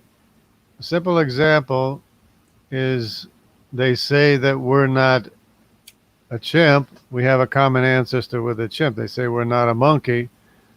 We have a common ancestor. Right. But look at it. Look at what they're trying to say. We're not a chimp, but we have a common ancestor with a chimp, which is what? Which was an ancestor of what? It had a common ancestor with a monkey, right? Right. So, which one? What are you trying to say? What word are you trying to say? No, it's what evolution is trying to say. I was asking what animal is he trying to name off? There is no common ancestor. I want to know what the claim is. There is no common ancestor with a chimp, but they say we have a common ancestor. I am asking him what the claim is on what they claim is the common ancestor. There is no common ancestor with a chimp, but they say we have a common ancestor with a chimp. He started off by saying homo, and then he didn't finish. That's why I'm asking which homo. I would like to know if it's one I've heard of or if one I've never heard of. And they say, well, it's either hominoid or humanoid, or it's an ape-like. No, he said he didn't say hominoid. He said homo, meaning he was getting ready to start saying the scientific name of an animal. Would it be Homo erectus? Listen to what I'm saying. I'm not even finished with what I'm saying. You're not letting me finish with what I'm saying. We have They try to say we have a common ancestor with a chimp, and they try to say that that common ancestor has a common ancestor with a monkey. But they won't admit that they believe that our common ancestor was a monkey. But what's the common ancestor of the chimp has a common ancestor with a monkey? It's a monkey. So they do believe that we came from monkeys. They're just a bunch of liars. That's all they are. What we They believe monkeys or monkeys that chimps came from, or what were under words, Yeah. apes. Ultimately, It's just they wouldn't say believe monkey. Well, I wasn't finished, but they probably we wouldn't came say from modern monkeys. monkeys. They probably would not say Ultimately, modern monkeys. yeah, not modern monkeys, but it was a monkey. But like I said, I Ultimately, they still would believe we like to came know from what monkeys. the claim is, what the specific animal claim, what they say it is. Whenever they say something like Tiktaalik, Homo erectus, and all like that, No, I want to there know. is no common ancestor with chimps. I There want is to no know common what he ancestor was with going to gorillas. say. There is no common ancestor with orangutans. They just claim that it exists, and they claim that that has a common ancestor with a monkey. You see, many of these animals they actually list off like Tiktaalik are actual So animals, they and claim it's that actually we came. I wasn't finished. They claim that And we they, came from monkeys. Their claim is that we came from monkeys, and they deny that they claim we came from monkeys. we're like I related. said, I would like to know what are these specific animals that they state is the claim, what monkey it is they state that we came from. They don't exist. Like I The said, common ancestors to are all missing. research They into don't things exist. like We're yes, mostly you can claim that they're missing, but like I said, whatever they No, claim, it's not you my must claim. be They able are to. missing. They That's are missing. what I'm Our saying. common ancestor with a chimp is missing. Our common ancestor with a gorilla is missing. Our common ancestor with a orangutan is missing. Our common ancestor with a monkey is missing. But they say that we have a common ancestor with a monkey. They say we came from monkeys. I mean things like Homo hurlobagus, Homo florensis, Homo erectus, and all the various different ones that they always label off. I want to know if he knows Florensis. if he has another one that he's going to label off. And I'm not asking what you have to say about Homo florensis. I have my Florensis notes. is a human. I have my That's notes, a human.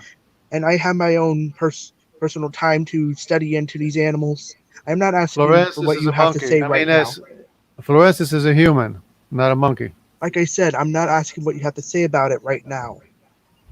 I want to know if Ronan, what he was about to say, is an animal that I may have heard of or that I may have not heard of, so I can look into it and figure out what to think of it.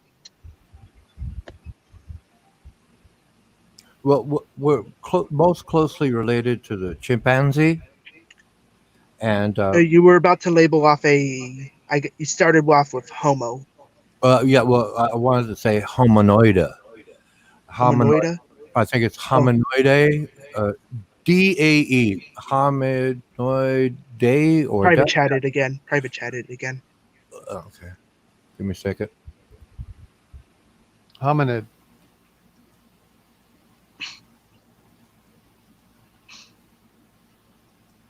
Let me make sure I got that spelled right.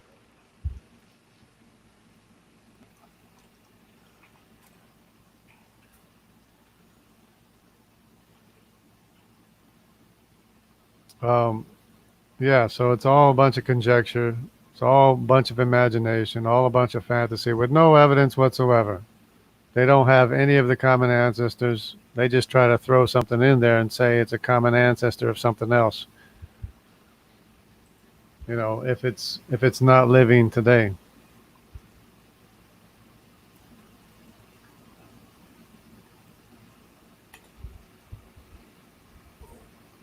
So it's all a bunch of made up stuff. There we go. Iger can explain some things here. Ah, How about that? well, I thought you were actually going to name off a animal, but that'd also be a good piece of information to study into, regardless. And what I'm getting at, Jungle Jargon, is that What's I'd up, rather not be rock ignorant. fish people? Hello. What's it like knowing you come from a fish? It must be so enlightening. So I missed the Iger. last question. Sorry. What's up, Jungle? How are you, man? As I was trying to say, Okay, he's trying to explain something. I'd rather not be ignorant of anybody's claims, and rather know what it is people talk about. Yeah, they claim we came from rockfish soup. I know, but Rocks and including fish. including the fish they claim, the animals they claim, what they claim are the transitional fossils, in Well, order to they actually claim look into everything it. is Like a related. goldfish. They claim everything A is big comes from the same bass-looking origin. That's what the claim is, which is so absurd. They claim I'm not everything sure if you realize, has a but common I hope origin. you do realize that I do not believe in evolution. Well, Nobody I mean, does anymore. but they don't have a Even basis. people that believe in evolution don't believe in evolution no They, more. they don't I'm have curious. any. How do you think? If you say you don't believe in evolution, but you keep talking about, I don't know, evolution. Who, me? No, he wants to find out Yeah. what their claim is. That's what he said. What does he believe in? What? What does Willie believe in? So that's why I said I'm the one who doesn't believe that evolution is true, but I'd rather not be ignorant of the claims. Okay, so what do you believe in, bro? The Bible. Oh, you do? Okay. All right, my bad. I thought you were, like an atheist. No, he just wants Yes, to get not the my story straight. subsumdings. He want to get the story straight. He wants to get their story straight, and then we're just talking over him. That's all. All right, my bad. I thought you were here talking about having a little debate. Well, he wants Do to you think the know. Earth is only 6,000 years old, Willie? Possibly 7,000 to 8,000. All right, I can live with that. It's definitely not 4 billion years old, That's though. close. That's close. Yeah, close enough. Close Like enough, I said. yeah. Because even Possibly. I have like to not say a about. sound belief on it yet. Human history is like 5,000 years old, plus biblical history, which goes back over 6,000 years, and which it's not too far from 7,000. Good stuff, man. Well, Ronan is people, atheist, right? that's the reason I say probably around 7 or 8,000 is because somebody actually has gone in and showed that there is an issue with the lineages after the flood. Yeah, some people aren't sure if the lineages add up, properly or whatever. But it's about. We know that the Sumerian history was contemporaneous with the Egyptian history and the Chinese history and the Hindu history and the Mayan history. They all have calendars going back 5,000 years. And if that was the date of the flood, then that would put the But date regardless, of Ronan, thank creation you for back. the sources I can look into. You're probably right. Earliest known writings were about 5,000 years ago, but that was the point where man developed, right, to the point Yeah. where they could write things down. This is the time when they came off the ark. What are you talking about? No, the ark was after that. No, the ark was the beginning of all civilizations that we know of today. Ancient civilizations. Well, okay, but the thing is, I'm going to the science. We didn't know enough to write things down. We're a very young species with higher order thinking skills. That is your belief, is that they were dumb people, didn't know how to speak or write. However, I would say that slightly agrees with Ronan, but at the same time doesn't agree with him on when it comes to the Bible. I think the book specifically was at the time of Moses, and you may have references before then, but it's specifically at the time of Moses when it was assembled. And it even from texts I've read, it suggests that Moses had help. Well, there seems to be a problem if Cain killed Abel and Cain came back with a wife. That means there was other peoples around. Well, actually, if you actually read the Jewish text and even books like man did not know enough at the time to have. It says there were sons and daughters. Other sons and daughters were born to them. Man did not know at the time to have had developed technology like writing. We didn't know. That's why it's about 5,000 years ago. But we've been Well- around before that. How Well, long? Ronan, How long? I'm curious. Hiker, Appro- can How you long we've let been me around, finish? Ronan? approximately 180,000 years. 180,000 years. How did you come up with that number? Science explained that to me. What's the scientific experiment that you can do to prove that? Like, can I pick up a stone and see how old it is? Yes, you can do that with science, but I thought What's ahead. the name of the science? But I thought ahead, and there's a link right now. The man's name is Concordance. He's a scientist, and he explains how we became higher order thinking ape. He was there. Okay, and that's Yeah, he was there, bro. He wrote about it. He wrote a book. He must have been there. What was the name again? it's, science figures things out and explains What was things. the name of the man again, please? His name is Concordance, but I put the link in the Oh, in the side chat here, and it explains something. Well, what he's explaining is that an endogenous retrovirus hit all of the apes except our branch. I feel like I've heard this before. It was called Yeah, it is called. That's been disproved and debunked, Ronan, is because the ERVs have function inside of us, which means you are most welcome to prove science. it's probably not even a retrovirus to begin with. Again, you are most welcome to prove science wrong, and it will change. No, it's already proved this wrong. It's already disproved, and they already don't use that as an argument because it's been disproved. Well, you Hey don't guys, I'll catch y'all later. I have to go. take It's been care. real though, man. You don't come from fish. You don't come from monkeys. All these people are writing science books, whatever. They're just claim science without giving you any actual science experiments. They come up with numbers like 108,000 years or 200,000 years. It always changes. So whenever you see a problem with a number, all they're gonna do is make it bigger and more further away to where you actually don't have any science to prove it. You're just making claims. But with that, God bless you all. Jesus loves you, and I'll catch you guys later. All right, take it easy.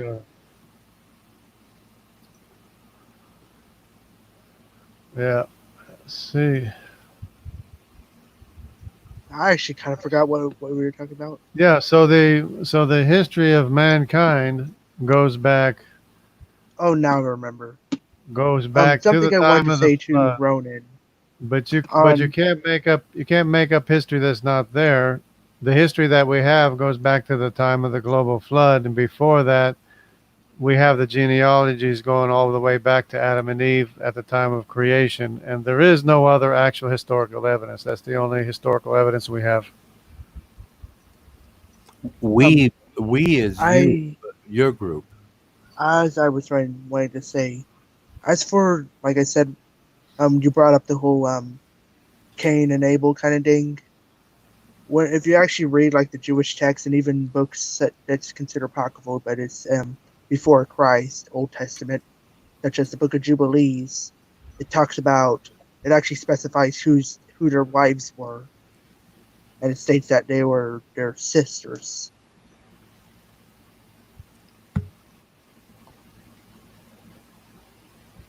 What was that? States what? Oh. It states that they were their sisters, their wives, Cain and Abel. Well, not Abel. It doesn't state that if he was married or not, but it states Cain's wife and even talks about Seth's wife, both of them being their sisters. Yeah, because they had additional sons and daughters. Okay. Again, And so that means that the information's top down and not bottom up, Ronan. Again, But also, like I said a minute ago, from what I've read, even Jewish texts, especially like with the Book of Jubilees, it talks about how when Moses was writing the book, he actually had some help because he wasn't really going off of any already existing text, if you will. He was having help from in a sense, what you would call divine intervention. Okay, that's what you want to believe. That's fine with me. No, I'm just letting you know that's what it, even looking at the history of what they said, that's what they claim. So you can also expect that there would be no specific text that would be too much like what is claimed in the Bible. Okay. Or in other words, you wouldn't expect until prior to Moses a full-on word-for-word book of Genesis or a full-on book of Enoch. Okay. I mean, I have no issue with what you want to believe. The issue is what you claim and cannot prove. Of course, I cannot prove Okay. that unless they have the Wayback Machine and can go back in time in the time of Moses. I cannot prove that. But we do have the writings from Moses and before Moses of creation, of the time of creation. But, We have the but book of again, Enoch, the book of Jasher. We have records, actual historical records, I and don't that's trust the the book only. of Jasher. I do not trust the book of Right, Jasher. right, but it does kind of describe the I don't same believe the sort of book of thing. Jasher that we have today is the book of Jasher referenced in the Bible. I think it's a completely unrelated text. It could be. I mean, I'd have to look And into that, but it could be. I believe it contradicts what certain aspects of what the Bible states. That could be too. Yeah, I agree with that. But the point being, we And there's do also have two these versions. records. We do have these records. We don't have any other records, and they all agree that there was a global flood, and they all agree that we came off the ark. 450. I mean, 4,500 years or 5,000 years ago, something like that. And there is no other human history. That's the only human history we have.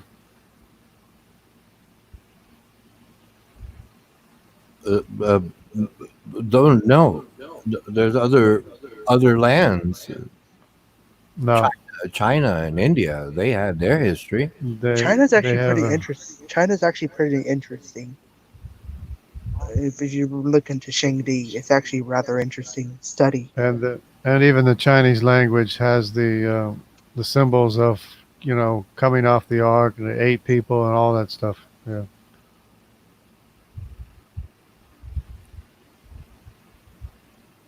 Yeah, it's Chinese history. Chinese calendar only goes back 5,000 years. All the calendars only go back 5,000 years.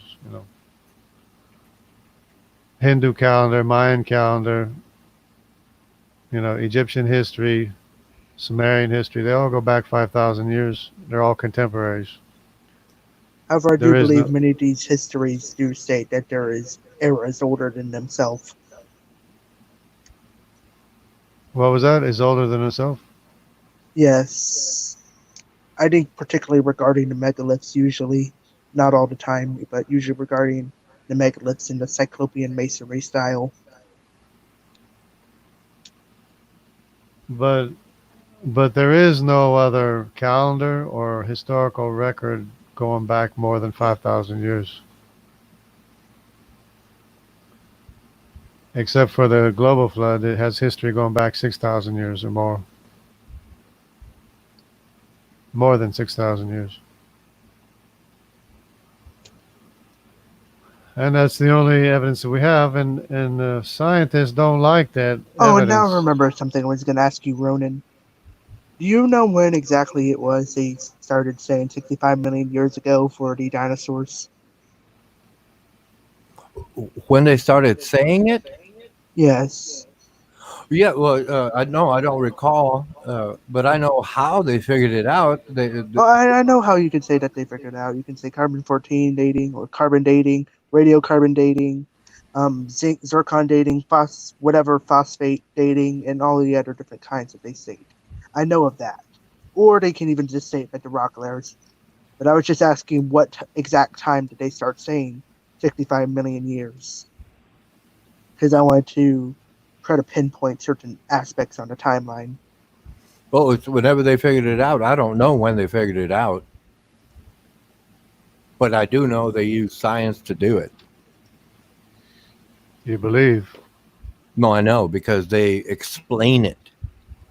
All Yeah, you they do is do. claim. And Again, also another issue I myself am not going to get into is the whole issue on radiocarbon dating and all that, because I still have a butt ton of notes to write down on that, because let's face it, there's thousands of different kinds of dating methods. Well, Right. yeah, but it's a different ranges in time. Carbon dating is like 40,000 years, but then there's other ones, you know.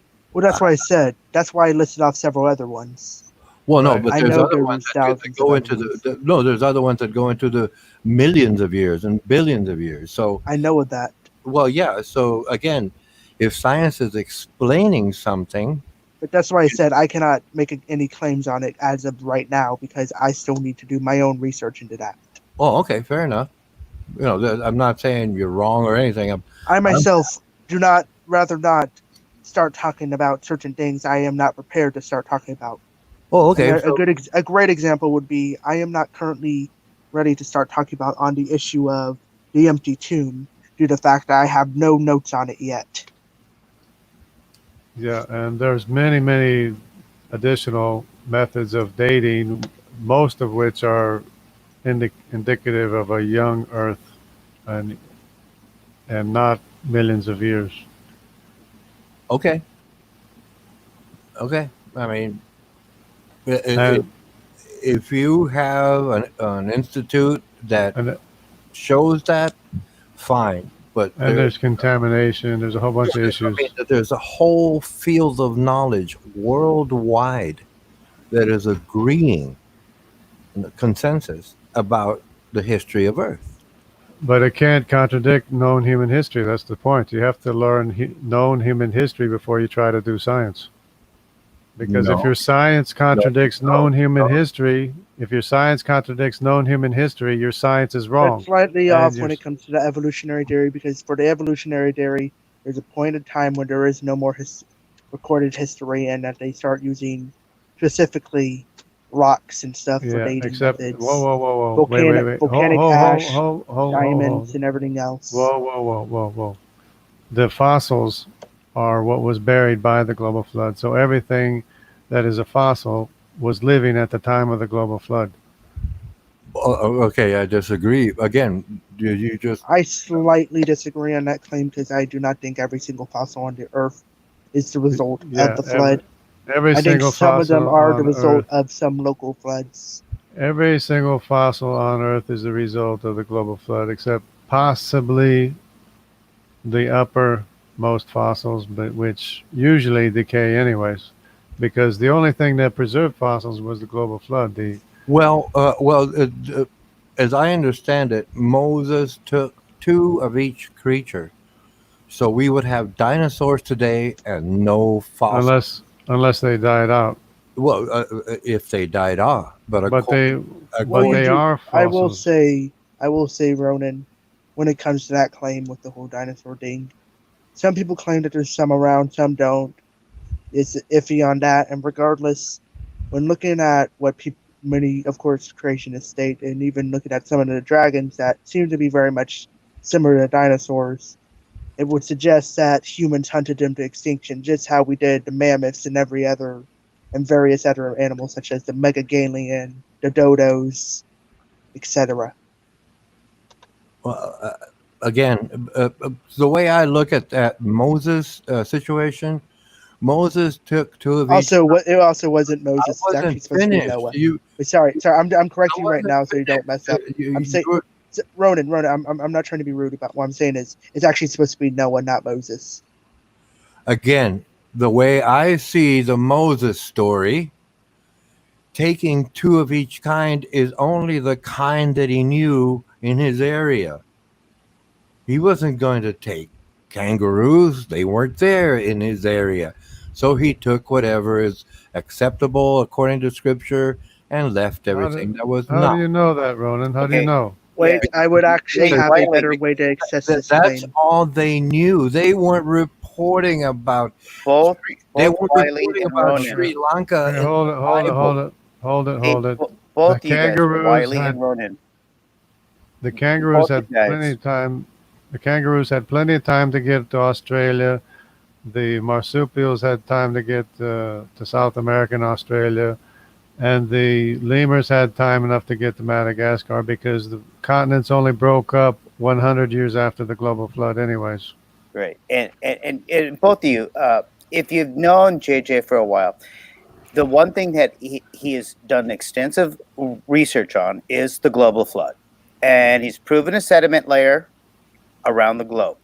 And if you can debunk him on that, a lot of people have tried. I've had him on my show in the past, and he's had a heavyweights go up against him on this issue. And if you also, JJ, if you can bring up the Grand Canyon, I think that's also a valid issue that should be raised. And but because you're better on that, but you guys are going to lose the argument when it comes to the flood with JJ. Jim, I hope you realize that I am a person Oh, who does not feel your believe in vibe. evolution. No, I feel your vibe, bro. You have got it going on. I've been totally digging everything you've been saying. Everything. I totally dig it. But on the worldwide flood issue, this is something that I think JJ is more sound in than anything else. I mean, I've had a lot of time with him. And I'm telling you right now, he's not going to back down on this one. And he usually wins the arguments, even against heavyweights. And I'm just bringing it up. Just so you know. Just because you're going to get into an argument with him on this, it's not going to win. You're not going to win that one. Either way, I actually wanted to assess what Ronan said. Even from reading the book as itself, it states that God sent the animals to him. And it wasn't Noah going around collecting up the animals. It specifically states God sent the animals to him. And that also ties into the issue of what is usually called order of creationism, or even when it comes to a local flood. Whenever anybody actually does research into that, it doesn't make sense. Why not just leave the freaking region? What the region? What's on screen? Oh, why is everything black?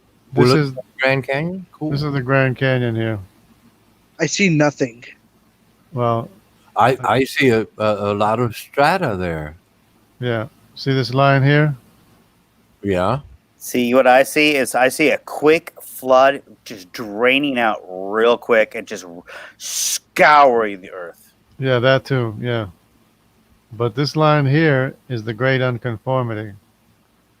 Now, if you follow this line, it'll meet up with this igneous rock over here, which is metamorphic rock. It's not sedimentary rock.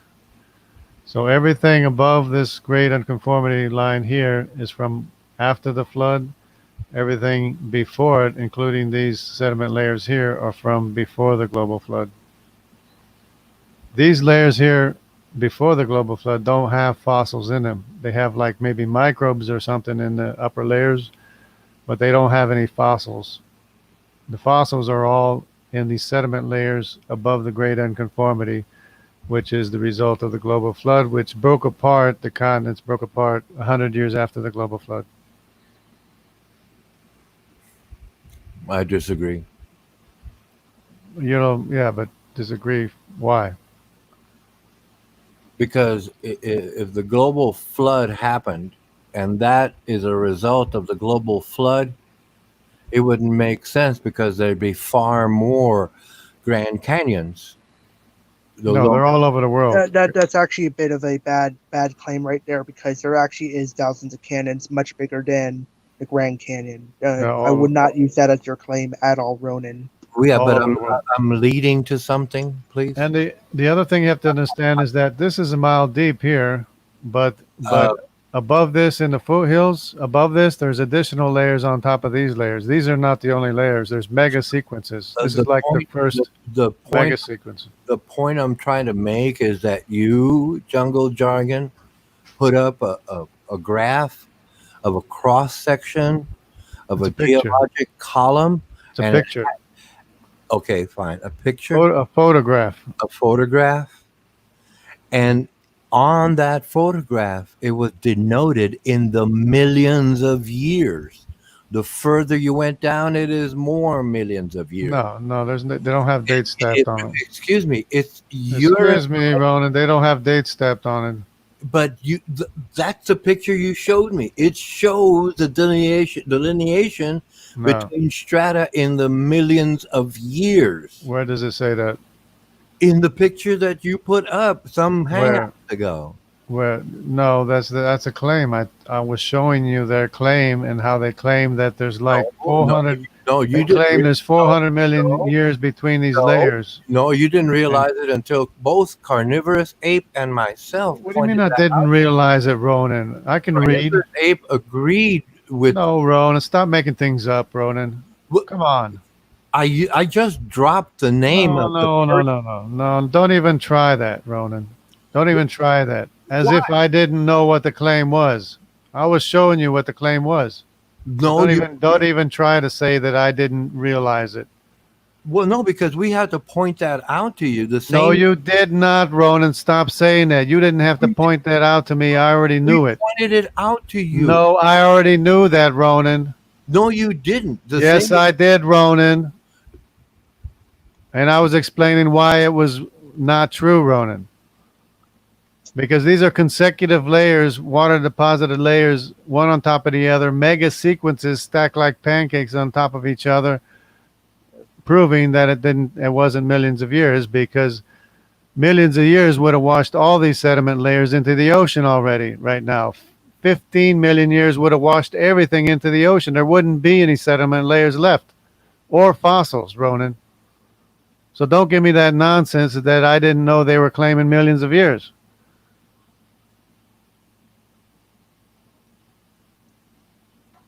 I actually have a question for Ronan. Is he still here, or I don't know, because I can't see anything right now. I guess he Oh, left. he left. I actually wanted to ask him about what he believes, how all these layers got settled down, and how all fossils form. But he's not here anymore. Well, I'll ask y'all a question. Do y'all Yeah. know of where exactly it is? I think it's regarded at the Grand Canyon or somewhere near it, having to do with crocodiles being flattered in a pancake, as well as many fish. In the fossil layers? Yes, Yeah, I I think think it's either at Grand Canyon or near it. flatter than a pancake. I think a lot of the fossil, even dinosaurs, are flattened out. Well, I And know that I meant specifically things like crocodiles, and I think it had to do with Grand Canyon or near it. Or with at least the sediment layers that we find in Grand I Canyon. think it would be near the Grand Canyon because I think there's only nautiloids are near in the Grand Canyon and stuff. I mean, I'm not sure exactly what all's in the Grand Canyon, but I don't remember alligators, but it's possible, I guess. That would be interesting.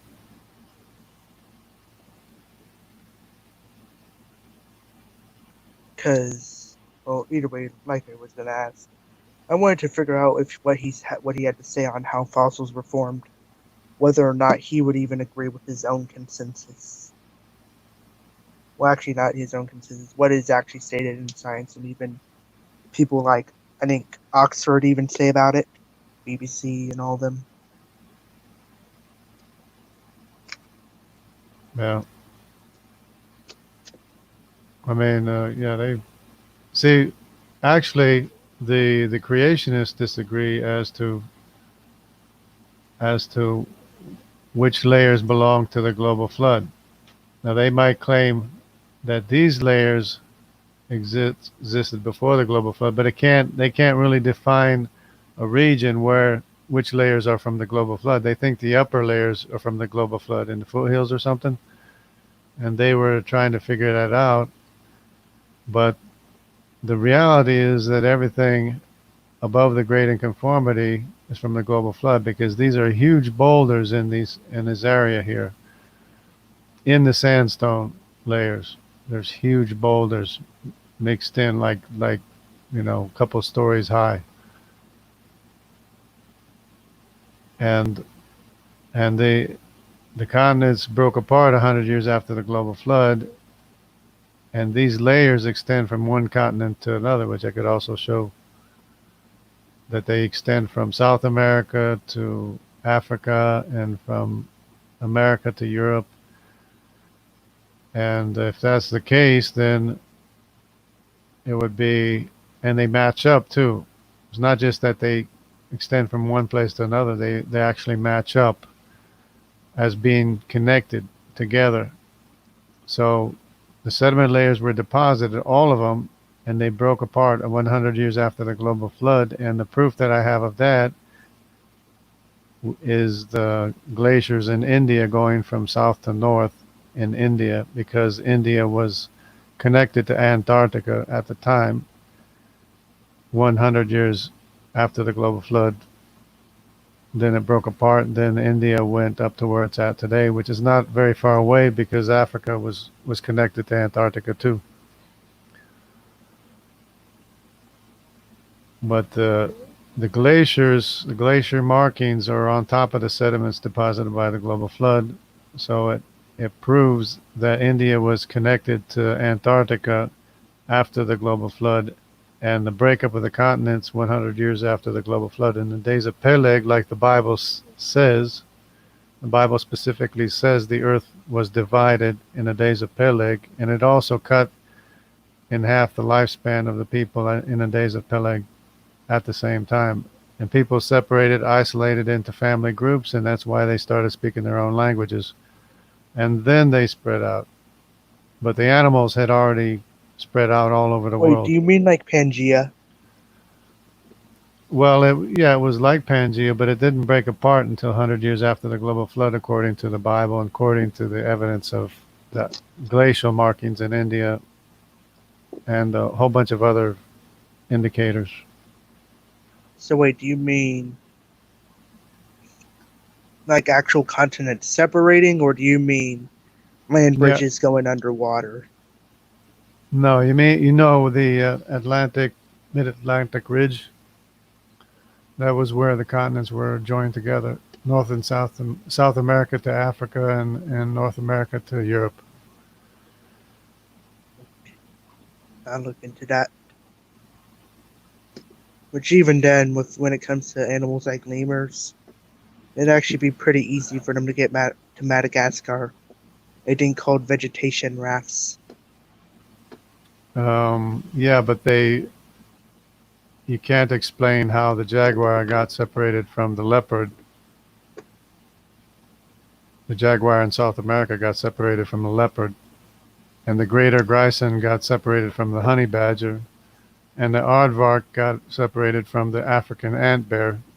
And you have two versions on both South America and Africa of the same animal.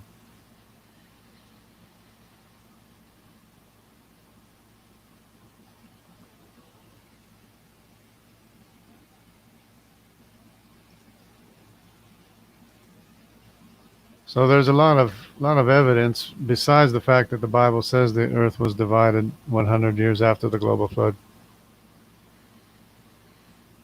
And I always kept that in the back of my mind, thinking that, well, what if it was actually referring to exactly what it says, that the earth was divided 100 years after the global flood? And it turns out the evidence supports it.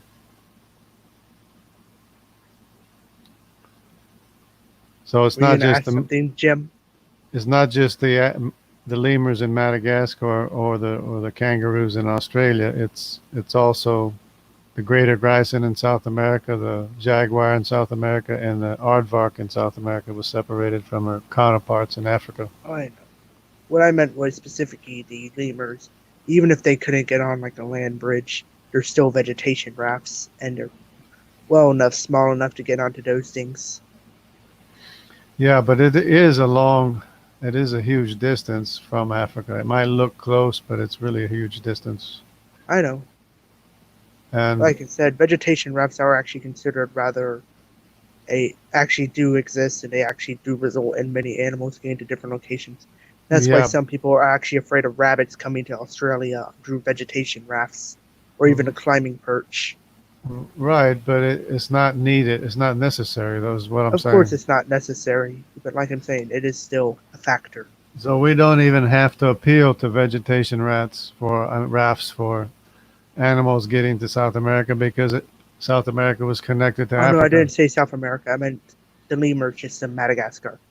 Yeah, Madagascar was connected to Africa too, and Australia, and Antarctica, and India. They were all What was connected. Jim gonna say? I heard him say my name, I believe.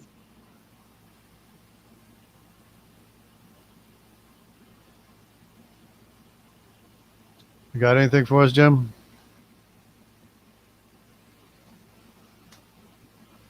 I wonder if he left for a minute. He's having some issues every now and then. Is it my microphone? Is it working No, now? you're speaking You're now. good. You're good. Good now. No, I'm good. Yeah, I went down the lemur path, and you know that was a tough one, and it really because if you're chasing the evolutionary, going backwards, it would come down. It wouldn't even Ronan's not even close to anything. I mean, on that, but with his hominide or whatever little thing he's got going on there, but that lemur thing is very interesting, and I've read a couple other books. Let's see. I had a session where for a few years I read the Urantia book, and it specifically said something about the lemur, and that put me down a rabbit hole. And when you get down to like either a basic, belief between a Bible and something else that's like somewhat, often a tangent woo-woo, that lemur thing, it was a very grabbable thing for me. And it was like, ooh. And then when I listened to JJ about the jaguar and the other things, some of these things that I thought the raft thing was like so potentially, like really potential. But on the other end, as soon as something comes over on a raft, it has to defend itself, has an environment it's not used to, and comes from. I know, but I hope you do realize I'm not sure if you know, but you may have know. Vegetation rafts can be extremely large and can carry numerous animals. Yeah, I do. I agree. Anytime a storm. And I ain't saying that it's the only way. I'm just saying, even if you could make an argument for, what if they didn't get there to Madagascar before the continents and all that, the land bridges, if you will call them that, broke up and all that, you still have the issue of vegetation rafts regardless. Yeah, and that kind of, for some reason, it steers me into Hawaii being the tallest mountain in the world, and understanding, what land really was. Did it rise? Did it sink? Where is the water levels? And so I know what you're saying, but I went down that lemur path, and I think it's a very, very interesting path. There's a lot of scientific information on that one too. So, what's your opinion, Wiley, on Ethiopians? There was a study done in Berkeley about. Are you a vegetarian or at all? Vegetarian, actually. You are vegetarian? Yeah, a while back I made a decision to stop eating meat. Yeah, I'm 32 years flesh free, and I am 27 years vegan. So it took me a few years, 5 years to get off the ice cream, cheese on pizza, tacos, things like that. And I thought something evolutionary that was so unique when I first came onto YouTube was about codons and how breast milk, naturally delivered to an infant or any other creature, had a codon that would shut itself off and say, hey, look, I do not need this anymore. I don't need to, have any lactose in my system anymore. Right. The only animals that don't care are cats. I mean, do you see how evolutionary species don't eat off other species? You know what I'm trying to say? And I know exactly what you're saying. Okay. So yeah, you're down with that, right? Yes. Okay. So what that leads me to is I'm sunlight, Rodan does hit some spots that I kind of, tweak my mind.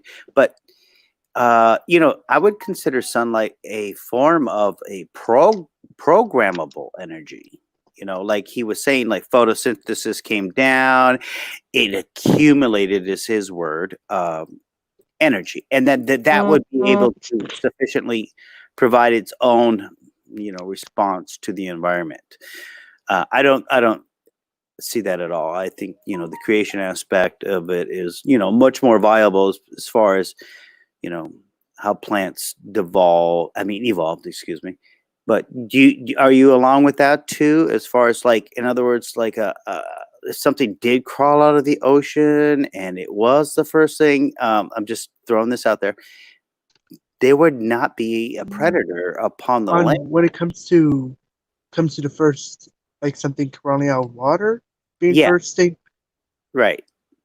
technically yes, because I mean the Bible does say that the sea creatures and birds were the first to be created. Right. So right, there wouldn't be a predator upon the land. Would you Well, agree? actually, I recall they would have stated that because they would have said it would have been scorpions. Scorpions, is that actually in the Bible? It says that there would be. No, I'm talking about evolutionary theory. They would have said scorpions because I actually have watched a bunch of evolutionary stuff before, and that's one of the things I remember. Okay. I just can't, you know. It's JJ said he's making coffee here. Oh, okay, perfect. Well, anyway, I think that Grand Canyon idea that JJ, he's got, I don't know if he's archived any of this stuff, but, you know, even on his channel here, I think just even a year ago, I think he's went through this. And I think he even did how boats and ships traveled, and, you know, you know, just getting into the modern era. I think that some of these things that JJ brings up, he's been so hammered over the years as far as people, you know, and it's nice to see him have his own channel now, and, you know, have somebody like Rodin come on, which would have been JJ in the revert. You know, it would have been JJ all the time, right? He would always be defending this stuff, and he would just be called a loon and all this stuff, right? You know what I'm saying, right? Do you understand the attack? You know that. Oh, my microphone was off. Oh, sorry. Yes, indeed. Yeah. However, I myself personally would never try to stoop just to constantly repeating myself. There's no evidence. There's no evidence. If anything, I would actually rather go down the path of them bringing up the claim on what it is, seeing if they have any brand new information that they talk about, and just assessing the claim. Yeah. I mean, I know that there is no evidence for it. Yep. At the same time, I'd rather actually have a way to assess the claim. Exactly. If somebody brings up Lucy, I need to be ready to assess Lucy. Yeah. Yeah. I actually saw a new article today that said something, you know, from the Daily Guardian. Might want to go look that up. Said something that, well, Africa's off the plate as far as the center of creation. It was Northern Europe, Greece, or something. You can look it up. They always change it. Sometimes it becomes North America. Sometimes it becomes China. Yeah. Yeah. Well, look, I'm at 3:04 here at my time. 2 hours something here. JJ, you coming back? I want to say goodbye before I leave. Question. Yeah, I'm back. Do you know? Oh, perfect. Well, I asked both of you as a slight question. Do you know exactly when they started saying that birds lived in the Cretaceous and stopped saying that they didn't live in the Cretaceous? Man, I do know Steve McRae's argument on that one. Well, no, I'm asking specifically, do you know when the evolutionists started saying that, oh, birds did live in the Cretaceous after all? No, I don't know that one. Well, yeah, Because I actually have say, evidence that as far back as the 80s, they knew of birds in the Cretaceous. Okay. Yeah, and they've also found ostrich footprints. Ian Juby found an ostrich footprints very, very I know of low. Ian Juby. I watch Ian Juby. In fact, I believe the flashing crocodiles I heard from him. I'm trying to figure out where it was. Okay. Or at least find his original video. All right. Yeah. Yes, I know of the ostrich footprints. Will They you are put pretty the guy's convincing. website in the private chat, please? Who? Ian Newby. Oh, Ian Juby. Juby. Oh, sorry. Ostrich. Can you put that over there? Look up Wazulu on YouTube. Wazulu. Wa, and then Zoo, and then Lu, Okay. and you should be able to find him. Okay. Yeah, Ian Juby is a Canadian. All And right. then even simply looking, and he'll have all his different websites and all that on his description. And All right. simple enough, type in the search engine with it on his channel, Ostrich, and you should find it. Okay. Putting the notes down right now. Thank you, guys. JJ, how's your retirement going? Is everything going good? It's good. Apparently everything's okay. I'm just have to wait until everything goes through. Yeah. And but it's just a matter of I was on the phone for like a month ago trying to get everything straightened out, and they would do one thing and then they would just let go of it and stop working on it, and then they would call up and they would do another thing and then stop working on it. They say they call me back, never call me back. It's just a real pain. So now it's going into August before it's going to be totally straightened out. All right. Keep you in my prayers on that one. Did you are your kids like all like psyched that you're finally retired and stuff? I mean, yeah. Are they? Yeah. That's so good. That's so good. Have you had that, since you had that tent videos and stuff, have you done any more of that outside camping, or what's up? Well, I've been waiting in New Jersey trying to resolve this thing, and I should have been back there the whole time. Yeah. That's what I should have done. I really liked those videos that you were doing back there. That was really cool. Yeah. All right. But, well, hey, have a good night. Thanks for starting your video earlier in the day on a Monday. Wife's at work. You know me. I have to get off the internet when the lady gets home. So. Okay. Yeah, this is how it goes. 5 kids. Yeah, because I was wondering where you were at, and then but that explains it. You know how it is. I just got to. And by the way, hey Wiley, well, we're still live. All right, I'll just say it. Well, you're here. I didn't want you. So anyway, JJ. So my son, my oldest son, is 29, and he's been labeled as schizoaffective. They call it. Yeah, and it's not a bipolar thing. He's going to be finishing his. He was at a treatment center. You spoke of the voice and how to stop talking to it, and I want to approach that theory with him.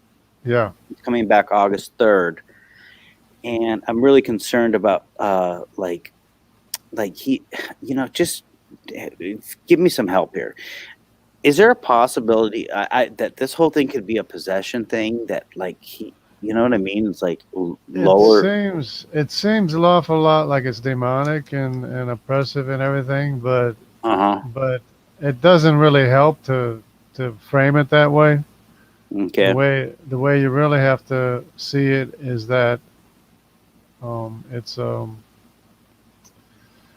something that goes wrong with the mind, and you start believing things that have no basis in reality. That's what he does. He thinks he's a professional skateboarder, and he's not. Famous rapper, he's not. Yeah. It's delusional, but it's not. I don't know how to put it, but it's not the type of delusional that you would see, like maybe from somebody on the street who's digging through a trash can, speaking to himself. Delusional. You know what I'm saying? Yeah. Well. So the key would be ignoring that delusion and not believing in it, but. Right. Is there any practices or anything you would recommend as far as energetic healing? I mean, I like the prayers, and don't get me wrong, and I do ask for them sometimes, and I'm asking now from you. Is there something else I can be doing that's more on the physical realm? You know what I mean? It seems that time helps. Time Okay. seems to help. Even if I'm ignoring the hallucinations or ignoring the beliefs or not believing the beliefs, it still seems like you have to wait for the changes to happen. So time is a very important thing too. All right. All right. So you just have to like wait it through basically, and Right. but in the meantime, just don't pay any attention. Totally ignore the hallucinations or the vision or whatever it is that's I have a happening. problem with that because what happened? Well, let's hopefully the plane has landed when he comes back. The thing was we would ignore it, and then he would take more advantage and more advantage. No, but no, I'm saying he has to ignore the Right. hallucination. Oh, that's right. Okay, I see what you're saying now. Okay. Not Because you. we were ignoring it all the time.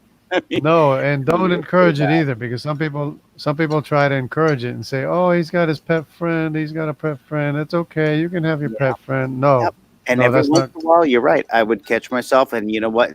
Instead of like going, "Oh my God, he's delusional," I would actually play along with it. Just to No, and I can't do that anymore. no, And yeah. no. You can't play along with it because you're feeding into the delusion. Okay, well, good. When he gets back home on August 3rd, I'm gonna be like, I don't know how to. It's you gave me your email. I think that's right. It's something Gmail, right? Yeah, Yeah, I can't remember. Gmail. Yeah. Yeah, I think I. Yeah, oh, that's right. I did email. Oh, yeah, you. Yeah, that's right. We have contact. All right, good. Because I would like some advice from you when he comes. And I know I'm going to have to be compassionate and loving. I've already. Oh, I've yeah. already. That's very important. Yeah. It's very important for him to Yep. see that you care about him, that Yep. you love him, and you want to be with him and want to spend time with him. I've totally reversed my whole. Geez, man, it was 8 years of just constant. He would have reactions to any type of drug, so he had side effects, and I was like, very very limited. We tried kinesiology. We did a few other things, to see if he was nutrient deficient, and he would refuse to get blood tests because he's an adult. There's a lot of medical things that we were hindered on, and it was just not. And it was just not fair as parents who are trying to help, And you got Gavin Newsom over here thinking he's going to shove $60 million into mental health. And this was before coronavirus. And well, now that's gone because he's not doing anything for mental health. I don't even think the government has a real stable plan on, mental health. And if he's incapacitated and not able to work and able to prove that he's not able to work, then he can get like a Medicare check or something. Right. Maybe. That's what we're going to be shooting for here in the future. We did have the California insurance. The other question I have is, they now want to give him a once a month shot. And that works too. As far as what because they've gotten results from him, and I get to speak to the but it's not a cure. The shot is not a cure. He still has to like ignore the hallucinations and everything, and he's still got to get over it. And they're going to probably try to reduce the dosage to see if they can wean him off the medication. Probably, maybe. Right. And we told them we weren't going to do IOP, the intensive outpatient care. It's $6,500 more, and we just spent $35,000 on that. And if it's going to take 4 more months, 5 more months, why would I throw $6,500 more into it right now? You know what I mean? Yeah. I'm thinking that just tell me your opinion. Should he be weaned off of these medications slowly, or should he just cold turkey and just make it happen? I'm in between. Well, it has to be initiative from him. He has to want to ignore it and to get rid of the hallucinations. He has to be motivated to ignore his beliefs, and stuff like that. All right, so I got to motivate him. Yeah, he has to see the problem with it in order to let it go. because a lot of people don't want to let it go. The other thing was the internet was a big thing. He would listen to all this really stupid rap music that was just negative energy, and I'm gonna have to make sure he has limited, access to the internet. I think it's a trigger for him. What would you say about things that Yeah, could it help? can be a trigger if they're listening to music and if they're maybe smoking or whatever. I Right. mean, and then coffee might be a stimulant. Oh man, he cannot have an energy drink or any of that Right, stuff. right, and Oh, they'll it's just insane. go off. Yeah, yeah, Yeah. Oh, it's insane. And those are the worst ones. The energy drinks. yeah. Oh my God, he could rant for 2-3 days, and he would stay up. I mean, he's just about 6 foot. He's 5'11" something. But I mean, when he went into the treatment center, he was all the way down to 120 pounds. 120. Wow, that's Yeah. bad. Yeah, I was 200. I'm 6'1". I was 205 pounds, and I was overweight. And I went down. I lost 30 pounds. I'm like 175. Yeah, yeah. And now I've just got the report from the social worker. He's at 150, so he's gained 30 pounds in the treatment center. And Yeah. he spent 2 weeks in the hospital prior to going to the treatment center. So that was so now it'll be a total of 60 days. So in 60 days he gained 50 pounds, and I hope that brain fat gets back up in there, and Yeah. gets those. Is there any herbs or anything that fires up anything? Is there anything natural that you can suggest? Yeah. I'm not sure. I would just think that just a well-rounded diet, Mhm. a little bit of everything would be a good thing to do. Yeah. So that Okay. you're not just taking in one thing or living off of kelp or whatever or green Right. grass or something. Right. Yeah, But we did review our parental history, and he recently, well, he was sick already, but he all of a sudden he wanted to eat meat, and we, as parents, we're like, okay, well, let's round it out, and maybe that helps. Maybe he's got a B12 deficiency, and he's not absorbing it through plant material, and he might need to get it through the meat. So we switched him over, and he was addicted to the fast foods, and nope, it did not work. That did not help. All that did was agitate him, and so yeah, that I could see that because there's all kinds of preservatives and you don't want that either. You yeah. don't So want it's so like if I'm going to give him some meat, I'm going to have to buy quality protein for him. So, but I mean, I don't want to eat flesh in the house, but that's the way it goes. So, all right. Well, thank you for letting me chew your ear off on that. That's one of the things I've been wanting to do is I've been trying to get in contact with you and just talk to you face to face. I mean, live at least, so I can get the words out of your mouth fresh. Thank you again. Thank you again for having the stream. And Wiley, a great job on. I love your tenacity. I think that, I think just wow, just amazing. It reminds me of a lot of things that I see in other people in the youth right now. I have a son at Berkeley, and he's on off of the campus life, and because he's got to do online now because the vid, and I really appreciate you sitting out here and just destroying legitimate arguments and going through them properly, and I think you're doing an incredible job, and I just wanted to let you know. Yep. Thank That's you. what you got to do. Yep. Okay. All right. All right. Peace out, guys. See you. Bye. See ya. Yeah, you do have to listen to what their argument is. You have to know what they're saying. Well, I'm gonna shoot something up on the screen. Because the reason, like before the whole thing we started talking about, I was asking about the whole when they started claiming birds do indeed exist in the Cretaceous. Well, at least as far back as the 80s, they were already stating that birds were in the Cretaceous. And I'm going to show something up on my screen. I'm going to turn on the camera. Okay. Okay.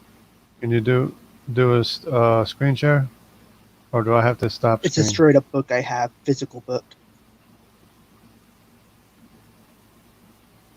Okay.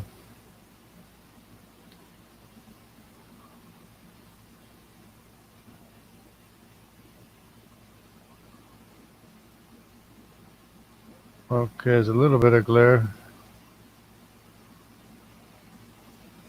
There we go. I'm gonna walk out into a better spot with better lighting. Okay.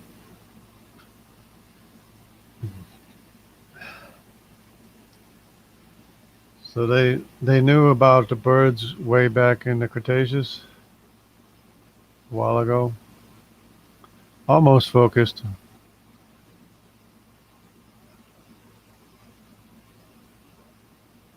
Upper Cretaceous. Upper Cretaceous. Lower Cretaceous. Lower Cretaceous. Upper Cretaceous.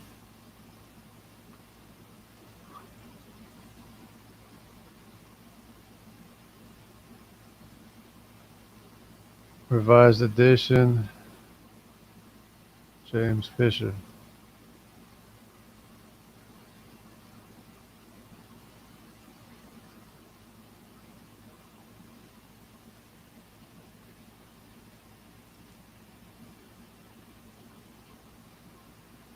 $1988.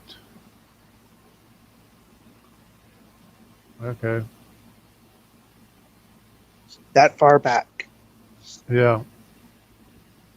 And this was when I was doing research, scanning through all my bird books in order to find a certain bird I heard is supposed to exist that has a long bony tail that's alive today. Oh yeah? What bird is that? Oh, that's what I was trying to figure out, because I did not recall the name at all. I just remembered people mentioning it. So I was scanning through all my bird books to see if any of them mentioned a bird with a long bony tail. I would like to see that. If there is one living today, I would like to see it. If I ever find it, I'll let you know. Okay. Because I was doing like research on a topic of things like fish that have necks that bend, animals that look like almost identical to a trilobite, etc. Yeah. Yeah, I think they found something living today So- that is similar to a trilobite. Well, besides the, It's an entire species, and they are found in Antarctica, Australia, and I think one specific kind of island location. I forgot. Falkland Islands. yeah. And they have the horseshoe crab too. But that's another one. Yeah, I was looking through my books, all my bird books, and then I happened to go through that one, and through it, I saw that on the page, and I knew it was an old book. And eventually, when showing it up on screen to some better people, I decided to go ahead and look at what time era, and that at least that edition was published in 1988, which also means the fossils that it's in reference to at least are older than the time that book was published. Yeah. Yep. That's back a ways. That I was like just out of the army back in the day. So Yeah, and then recall in like recent times they're all like, oh my gosh, we found a duck in Cretaceous rock. This is so new. yeah, in China, right? Yeah. Yeah, it seems like all the discoveries of things way back in time, the birds and everything, they're all from China. Well, not that, but As if yeah, even when as if they couldn't have determined that before, you know. But yeah, with the yeah, so with those that's bird fossils that already existed. right. So that's interesting that It's long. you point that out. That's good. You finish. Go ahead. Yeah, but yes, long before what was discovered in modern times. Because in modern times, when they're finding these certain fossils, they're saying, "Oh, well, I guess birds did live with dinosaurs." However, rewinding the clock, there was already birds that were living, well, quote unquote, supposed to be in the Cretaceous. Yeah. Yeah, that's good that you point that out. I like that. And so they basically been trying to tell us a story all along. Yeah. And this was from a totally unrelated book to any of these topics. It was just a book on birds. Yeah. And it was just to talk about history, feathers, and all that. And on a random page, talk about the, but even then, it was supposed to be on evolutionary history, because it's talking about like when the origin of birds was, obviously with Cretaceous and all that in there. Yeah.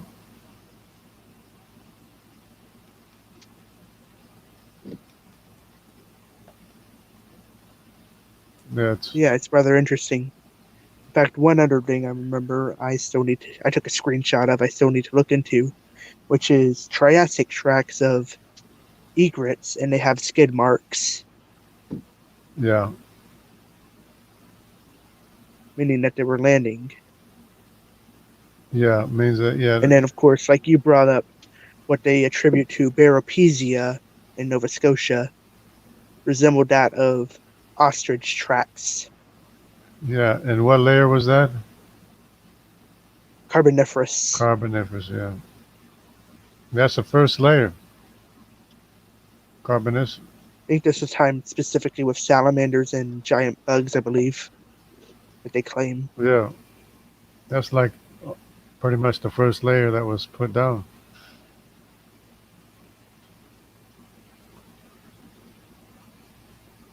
Yeah. Yeah, it's interesting, especially with all the living fossils. That's. In fact, one of my favorite location is the Ashley phosphate beds. Yeah. I think they need to do more study in the phosphate beds. And there's other mass graves too. Like in Africa, there's a mass grave that nobody's ever even looked at hardly. Because there's just too many bones. There's too much there. They can't possibly know what's all there. Yeah, well, even in the research of Dr. Carl Werner going through these archives in different museums, finding many different animals like owls and all that. In fact, just the other day I was in a stream and somebody put up on screen, I think it was a Live Science or something magazine. Yeah. Talking about how they found how even woodpeckers, and that one is actually new to me. I did not know about the woodpecker claim. I knew of things like flamingos, just not the woodpeckers. Yeah, that's what I'm always thinking, that they're hiding a lot of information in these museums, a lot of evidence. I actually believe, I don't know how far you would go with your beliefs when it comes to the Bible, but I'd even go as far to say that they're hiding evidence that they would, if they could, try to use as evidence for evolution. However, these things are not quite human or animal. And I'd say that they're hiding these things as well. You mean like humanoid things or what? Yes, but not anything that would prove evolution, but would prove another biblical account. Or like Nephilim? Along those lines. Okay. Yeah, because I don't believe they would also be hiding stuff like that. I don't believe in hybrid humans. I mean, you mean they do? Well, that's why I said They do. Like I said, I was finished. I myself, that's why I said I'm not sure how you would have your viewpoints on that, but I personally believe that they would also be hiding stuff like that, and even reading up on certain things when they were excavating the mounds, the Smithsonian particularly, what they were reporting. You mean like the skulls or giant bones and stuff? I mean like giant axes, straight up human skulls and all that. Yeah, straight. Yeah, they do have skulls and I don't know about the axes, but of enormous size. Huge size, yeah. And I think they got huge bones too. Yes. Not no Mastodon misinterpretation kind of thing. Yeah, that's what has to be studied. If you have giant bones or red-haired giants or whatever, I would think study has to be done on that. DNA evidence. We want to know all the information there is to know about it. And I don't mean like Lovelock Cave. I mean the burial mounds Yeah, that they were reporting in their annual reports. yeah. We need all the information we can get. And also another interesting place called Sardinia, what the locals report there is rather interesting. Yeah, because And even reading what the whole even pillar state written in Phoenician for what's called the Nuragi civilization, stating, "We are the Canaanites who fled from Joshua the usurper." you know, and where's that located? Sardinia. Sardinia. It's actually believed to be the island that inspired the island within the Odyssey known as Lastrogonia. In fact, even in their own legends of what the Nuragi people, they believe the people that live there currently believe that the Nuragi people had 4 kings of enormous size that ruled over that location at one point. I mean, not 4 kings, 5 kings. Yeah. Yeah, see, this is information we can all use, because the Canaanites Yeah. do have, An actual history. Yeah, an actual history, and they probably have Y chromosome DNA, connecting them to the Hamite African family tree, which is not exclusively in Africa to begin with. Also, their range actually is attributed to multiple different locations: Carthage, Sardinia, some of Italy, and then of course Canaan. Yeah, and that would be the Canaanite descendants. There are also descendants of Cush that never even went to Africa, like Nimrod and mostly Nimrod, I guess, his descendants. Yeah. But his Y What we chromosome, call it. the CY chromosome, is all over Asia and the Pacific, all the way to the Americas. Yeah. Well, it's also going to say some people just say, "Oh, the claims in the Bible of human sacrifice by the Canaanites is crazy." Well, there's locations within many of these places, such as Sardinia and Carthage, of things that were labeled as Tophets. And for a while, people were trying to say, "Oh no, it's not that. It's just a burial place for cremation."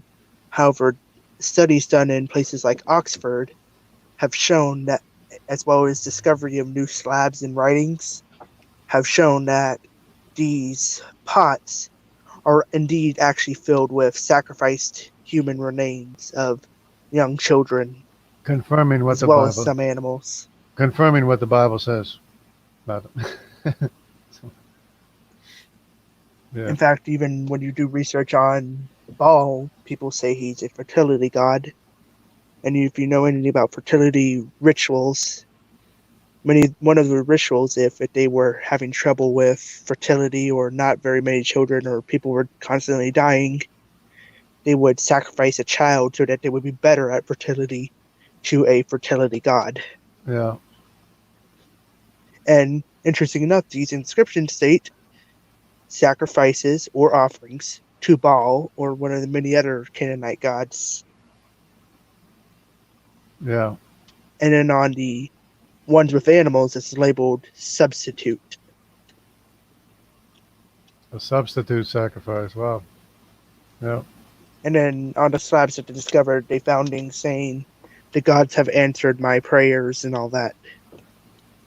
Yeah. So they believed in it. Yes, and people, though you may find a lot of articles, I think even from The Guardian and other places like that, stating that, "Oh no, this was what do we call it?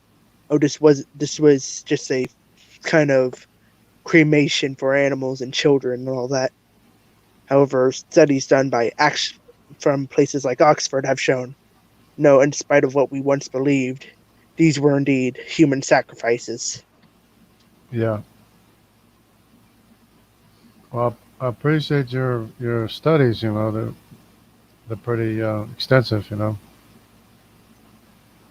And you're welcome. In fact, I think there's even entire books on it. You're welcome anytime here on this channel. If you want to come back sometime. Yeah, it was rather interesting and fun. Yeah.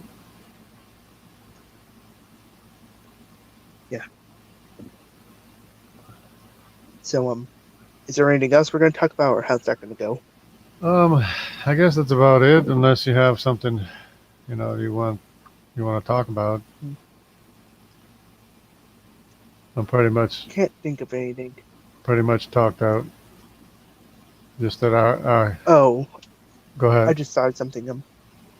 With things that would point to when I brought up earlier, things that would point to a supernatural, that would be usually inclusive of things like intelligent design, as well as historical artifacts and stuff that point to the God of the Bible, and particularly events in the Bible being accurate. Yeah, confirming. Now, well, some things of, when people bring up, oh, what about the other religions? Well, some things are shown to have some kind of historical basis. Not all of their claims are true. Yeah, and they would have had a similar belief to each other anyways, because they were basically civilizations that stemmed from each other from the time of Mesopotamia, when they were building the Tower of Babel. So they would all basically have the same kinds of beliefs or traditions or stories that would be similar to each other. But yeah, and also that's interesting. Like I brought up earlier, many of the texts, like Jewish texts, actually state that when Moses was writing the first 5 books, and it also states that even though he wrote the first 5 books, there's actually a couple other ones that were written alongside those. It's that there is an angel there known as the Angel of the Presence helping him. Yeah.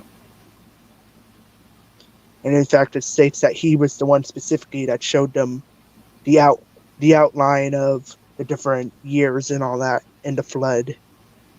Yeah. So they can know what to write down. And who is this again? It was labeled as the Angel of the Presence. Yeah, but which culture? This book. The book is Jubilees. Jubilees, okay. Yes. Interesting enough, the book even speaks of, I think, the Word of God and a seed coming through a certain particular someone. I think it was Joseph or Joseph. I mean, not Joseph. Joseph or Jacob. Yeah. Something like that. Yeah. Through the lineage. Interesting enough in this book. This book is actually basically an Old Testament apocryphal book that existed before Christ. Yeah. Before Christ came on the scene. So when they said we found the Messiah, the son of Joseph, that would take on a little bit more meaning, maybe. In fact, even this exact book, in the time of the early church fathers, I forgot which one it was, but one of them said that a specific group of people that were Jewish actually intentionally removed this book and several others, but they specified this book, I believe, because of its prophetic implications. Yeah. And then even when they were establishing canon, many of them were a bit upset that the Book of Jubilees didn't get in. Yeah, and I think the same thing could be said for the Book of Enoch, because it talks about the Son of Man and everybody worshiping the Son of Man too. Son of Man, Son of God. Yeah. So, in fact, when you read a lot of the Old Testament BC apocryphal books, they always talk about many interesting things. Son of God, Son of Man, the bride. Whoever lives by the sword shall die by the sword. Yeah, I gotta check out the Book of Jubilees. I don't think I've read that before. It's a really interesting one. Now, depending on how your beliefs when it comes to, the Nephilim, of course, it would be a bit controversial on that kind of topic. However, it has a lot of great information in it. And it even talks about how Cain died. Yeah. Yeah, it would be interesting. And, the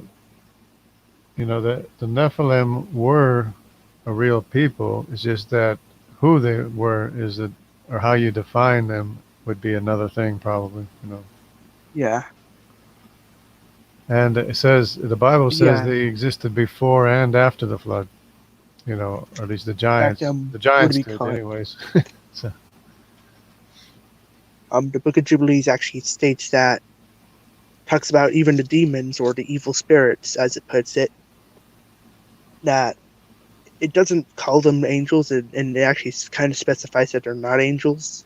Yeah. But it also talks about their origin. And in the book, it actually talks about the worst of them being sent to a specific location so they can't screw up anything, while the rest of them are left to be under the rule of Satan. Yeah. And even talks about how they're tormenting people, trying to lead them astray, and various other things. Yeah, it'd be interesting because the Bible says that that mankind was evil, but it doesn't go into detail as to what they were doing, So It even, in that one, it even states that in this exact chapter, it talks about Noah seeing all these different things happening with the demons messing around with humans. So he asks God for help, and God basically sends down one of the main archangels, who basically snatches up most of the worst of them, basically, and locks them up, leaving the rest under the rule of Satan. yeah, As well as which the rest are actually, as I said, the worst were locked away, so they're the lesser. They're not as bad. yeah, So thinking of that and seeing how demons would have been afterwards, how bad were the bad ones? yeah, and But it even talks about how they were, in a sense, creating diseases and all that to harm mankind. So the angel taught Noah basically different ways of healing through plants. yeah, and I think they were like interbreeding too, that and that was causing The trouble. evil spirits. No, I think the people were interbreeding. At least Oh, the Neanderthals were interbreeding, so they might have yeah. been interbreeding too before the flood. You know, because it says they were married and given in marriage and stuff like that. So I don't know. Yeah. Yeah, these books are actually really interesting reads, and all these things talk about oh yeah, and one of them, not Jubilees, but it's another one I remember, even talks about a Christ, and stating that this Christ is the Son of God. Yeah, and of And course, even yeah, because almost word for word is probably more than likely the origin where Revelation gets the story about the whole bridesmaid. oh, okay, the bride, yeah, yeah, Yeah, because a man of sin can't be the Christ Messiah. He has to be the Son of God to be Christ. which these Old Testament apocryphal books are actually great testimony, and actually kind of mess up with the whole thing that usually has to do with atheism or Christ not being divine, because for a fact Christ indeed was a historical figure. Yeah, 1 second. yeah, Yeah, he Christ means was the anointed one. The anointed one is Christ.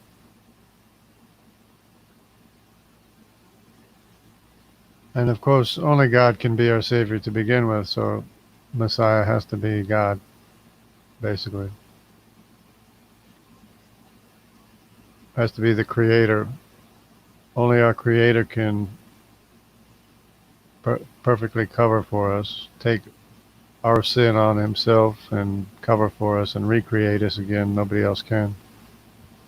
yeah. Oh yeah, I had to leave for a second, but I'm back and I'm going to finish up. Basically, I was going to say is that, and historically, people state that Christ was indeed a historical figure. Did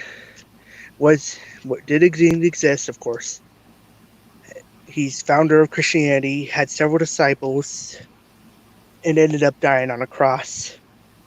And he was called the Christ, the Messiah. And when was this? Which book was this? When I was stating what historically people state, and as I was saying, with many of these books that came before the time of Christ, before this actual historical figure, Yeah. much of which proving the existence of a Messiah within the Old Testament and many other things. Yeah, when you look into the grammar and Screws. Yeah. and the word, Yeah, it screws with the way that atheists have their belief system, or even in the sense where you say modern day Judaism would try to claim that there is no Messiah or Christ isn't the Messiah. right, true.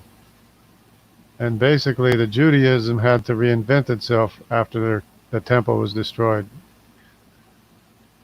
So they got together Yeah. and they reinvented Judaism because there was no more temple, no Yeah. more sacrifice or anything. Yeah, and that's why I said modern day Judaism, because when you do your research, in the beginning, Christianity was nothing more than a Jewish sect that was labeled as Christianity. Yeah. Either way, I'm going to get going. Okay. It was great talking with you. See ya. All right. See you. Yeah, see ya. All right. Bye. So yeah, that was a pretty good talk today. It's been going for 3 hours and 15 minutes. That's not too bad. And I had a good time talking to people about a whole range of different things. And I hope everybody takes care and be honest about what the facts are. Be honest about what our historical records indicate, our calendars, our genealogies, and especially about what the science is, because the science is what shows us what can be known. Because science is knowing what the facts are, what can be verified, and what can be verified is that we have a creator, and only our creator can perfectly cover for us himself and recreate us in his image and likeness by the power of his true word, as no one else can.